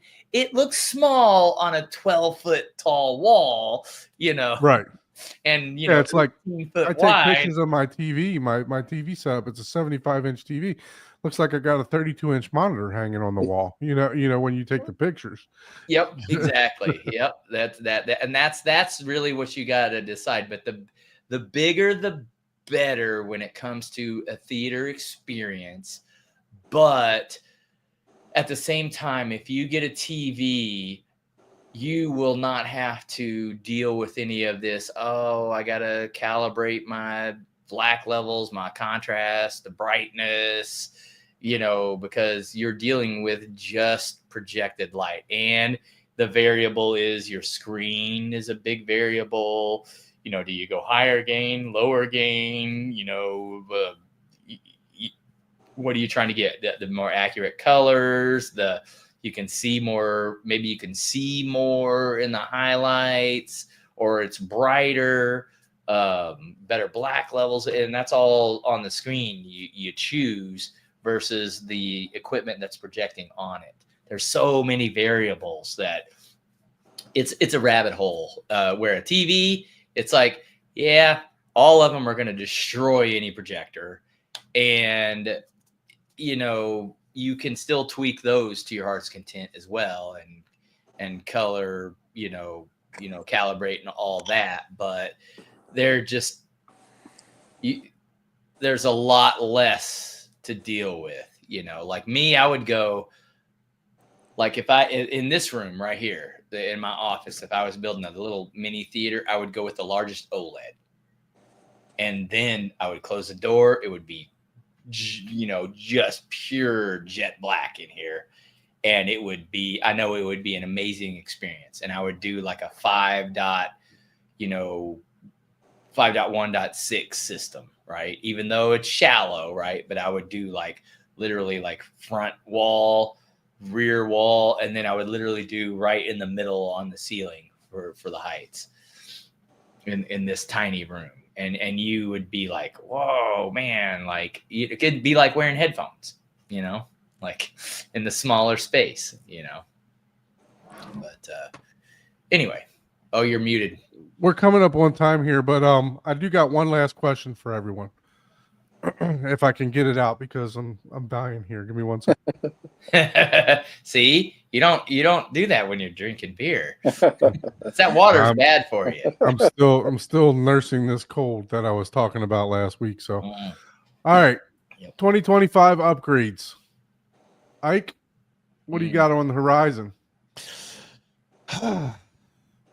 Dicey question, right? Just in case any of them are listening, but No, you're getting it all for free. no, I wish, but I'm really trying to decide soon. So I had the Kaleidescape in right for review for a couple of months, which I recently just sent back, and I actually enjoyed it way more than I thought. Right? Yeah. But I have been leaning towards the AMV, the Mod VR AMV, just because I'm more of a video file, you know. So I'm trying to decide which one might need to come first. I'm thinking the AMV core will probably be I would say first the same. improvement as a video file, because if I can improve that, then it makes it a lot easier to get a Kaleidescape down the road. But yeah, I'm hoping in 2025 I can end up with when a Mod VR. When you got unlimited Plex access from someone else, yeah, I guess that. Well, not only that, but he's got a vast movie collection on the Art of Yeah, and I also have friggin' server terabytes of data. Yeah, so I think, and that's the thing, right? The NV would probably, both of them I will at some point end up owning, right? Buying and owning. But I think if I had $5,000 and I had to pick one, I think right now I might just decide to go with the core. I think you're going to get the better bang for your buck out of the core. I would agree with that, man. Yeah. I would agree with that. Well, Paul, we already saw some of your upgrades. yeah, you got a little sneak. He didn't waste any time. He did it on January 2nd. yeah. It's like, all right, hey, I got to meet my New Year's resolution. So it's and this is just brain. I don't know if it'll come to fruition or not, but just brain dump. Like, so what I would like to do is get butt kickers, and obviously I'm going to do subs. Like I'm still 1000% people that are in this hobby. You do not need anything more than what I already have. What I have is more than sufficient enough, like by a lot. But in order to show off, in order to keep up with the Kansas City crew, to show off the boys, I'm gonna be like, all right, you guys have shown me all what you got. Guess what? I used to compete in car audio. Now I'm going to start competing, and I might even buy the Sound Labs SPL meter and start a little Kansas City like bass brings us together. Scott Newby, like, there we go. I'll bring it over to Ryan's, Jonathan's, and be like, all right, guys, let's just compare it, lay it out on the table. we need to be a remote host for that. So. Yeah, exactly. That's what I'm saying. And I think just again, this is just for fun, because I'm just like, okay, it's like I've gotten to the pinnacle, if you would, in my home theater experience. A Mad VR would be cool for like my Epson projector. That would make it just, that spot on. But in reality, I'm already at the pinnacle as far as just I'm not showing off right now. Like everything that I have right now, I'm at the pinnacle of, hey, I'm enjoying movies. everyone that comes to watch a movie with me enjoys the hell out of what they're like. Wow, no one's leaves like, oh yeah, no, they're just like, oh, that's fucking cool. Yeah. And Unless you're on a live stream with Shauna and his name's Don. yeah, or not Shauna, Joe. If you're on a Yeah. live stream, yeah, nobody leaves it going, That's what Paul said. I said about his theater. I said, he was like, yeah, no, again, that's what I said. And I know, I know I hurt Don's feelings. It wasn't meant to be. That's not what I meant. It was, yeah, okay, this sounds like a, 8 out of 10 or, the top tier, but I've already heard 20 of them today. So, it's like, well, yeah, that's how I was. And that's the same thing with me with whenever I went to Scott Newby's. Amazing system. But, whenever you've heard 180 decibels, 160 is less, but I was Don't give him any ideas. I know, right? Dude, Like that man will I buy don't know if he's 10 got more, enough room. 10 more He's subwoofers. got 2 more subwoofer spots. He behind does. him. He does. And that's where I am going to probably set my max to 8 for now, because, I know, you got to double each time. So I'll probably set it to 8 for this rear near field, if you would, base wall. Dude, you're not going to be able to sit in the couch. It was already violent as it was when I was there. So yeah, that's well, that's the point. Now it's just going to be for fun, for showing off. I told my Like- wife that I was adding those 10-inch subwoofers to there, and she's like, "Well, what are they for?" I said, "They're to shake the couch." She's like, "I don't want the fucking couch to shake." Yeah, She said, "I exactly. want to sit there." I said, "Well, I'll be able to turn it off." Yeah, exactly. Oh, whenever we were at Ions and excuse me. Bless you. Yeah, and he had the boss or the platform with the JBLs. The Hover Ease, yeah. Yeah, he had the Hover. That's right. He had the Hover Easy. Dude, halfway through ambulance, he was like, you guys want to turn it off? And we were all like, yeah, because it was just fucking, it got like just annoying. Like, it was cool for the concert videos and stuff like that. And I don't know, he probably could turn it down a little bit, but at that time he hadn't had it tuned at all, really. It was almost just like, hey, I turned it on and it's working. Right. But dude, it was violent. Like, just and it was fun. It was like it was fun. And basically that's what I'm gonna do, but I'm gonna try to do it in a way that aesthetically you still know that you won't even know it's speakers. You'll just think it's furniture. That'll be awesome. Basically. I look forward to seeing that. Yeah. Michael, what about you? Any upgrades in your future, sir?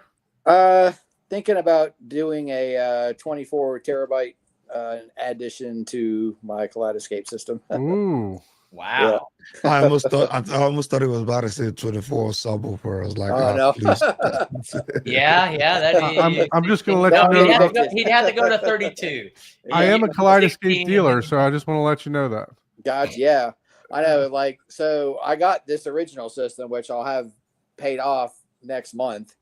Best Buy does 2 years no interest financing. So if you want to offer me a 2-year financing, I hear you. I'll They definitely have that, don't they? hit you. At Kaleidescape? They have that. Best Buy sells Kaleidescape. Actually, Best Buy, yeah. yeah, Oh. Yeah, hit me There we up. go. We'll talk. yeah, absolutely. So, so as far as me, obviously, I'm not even in my theater, but I think by the time of the end of the year, I think I would like to get the end. If something else don't come out, I don't think it will, but I think I'd like to get the N900 in there versus the NZ8. For showroom purposes. I'm already doubting some of my plans for the back wall. I'm going to have bookshelves kind of coming off the back wall, which I really don't want because it's going to be in a walkway. So I may wind up switching those out to some in walls, to some Martin Logan in walls. But still playing with it. I don't know. I'm not going to have a lot of. I don't think I'll have tons of people over, all the Don's time. not So. upgrade. You can't upgrade until it's at Yeah, least exactly. That's built what I'm one. saying. So.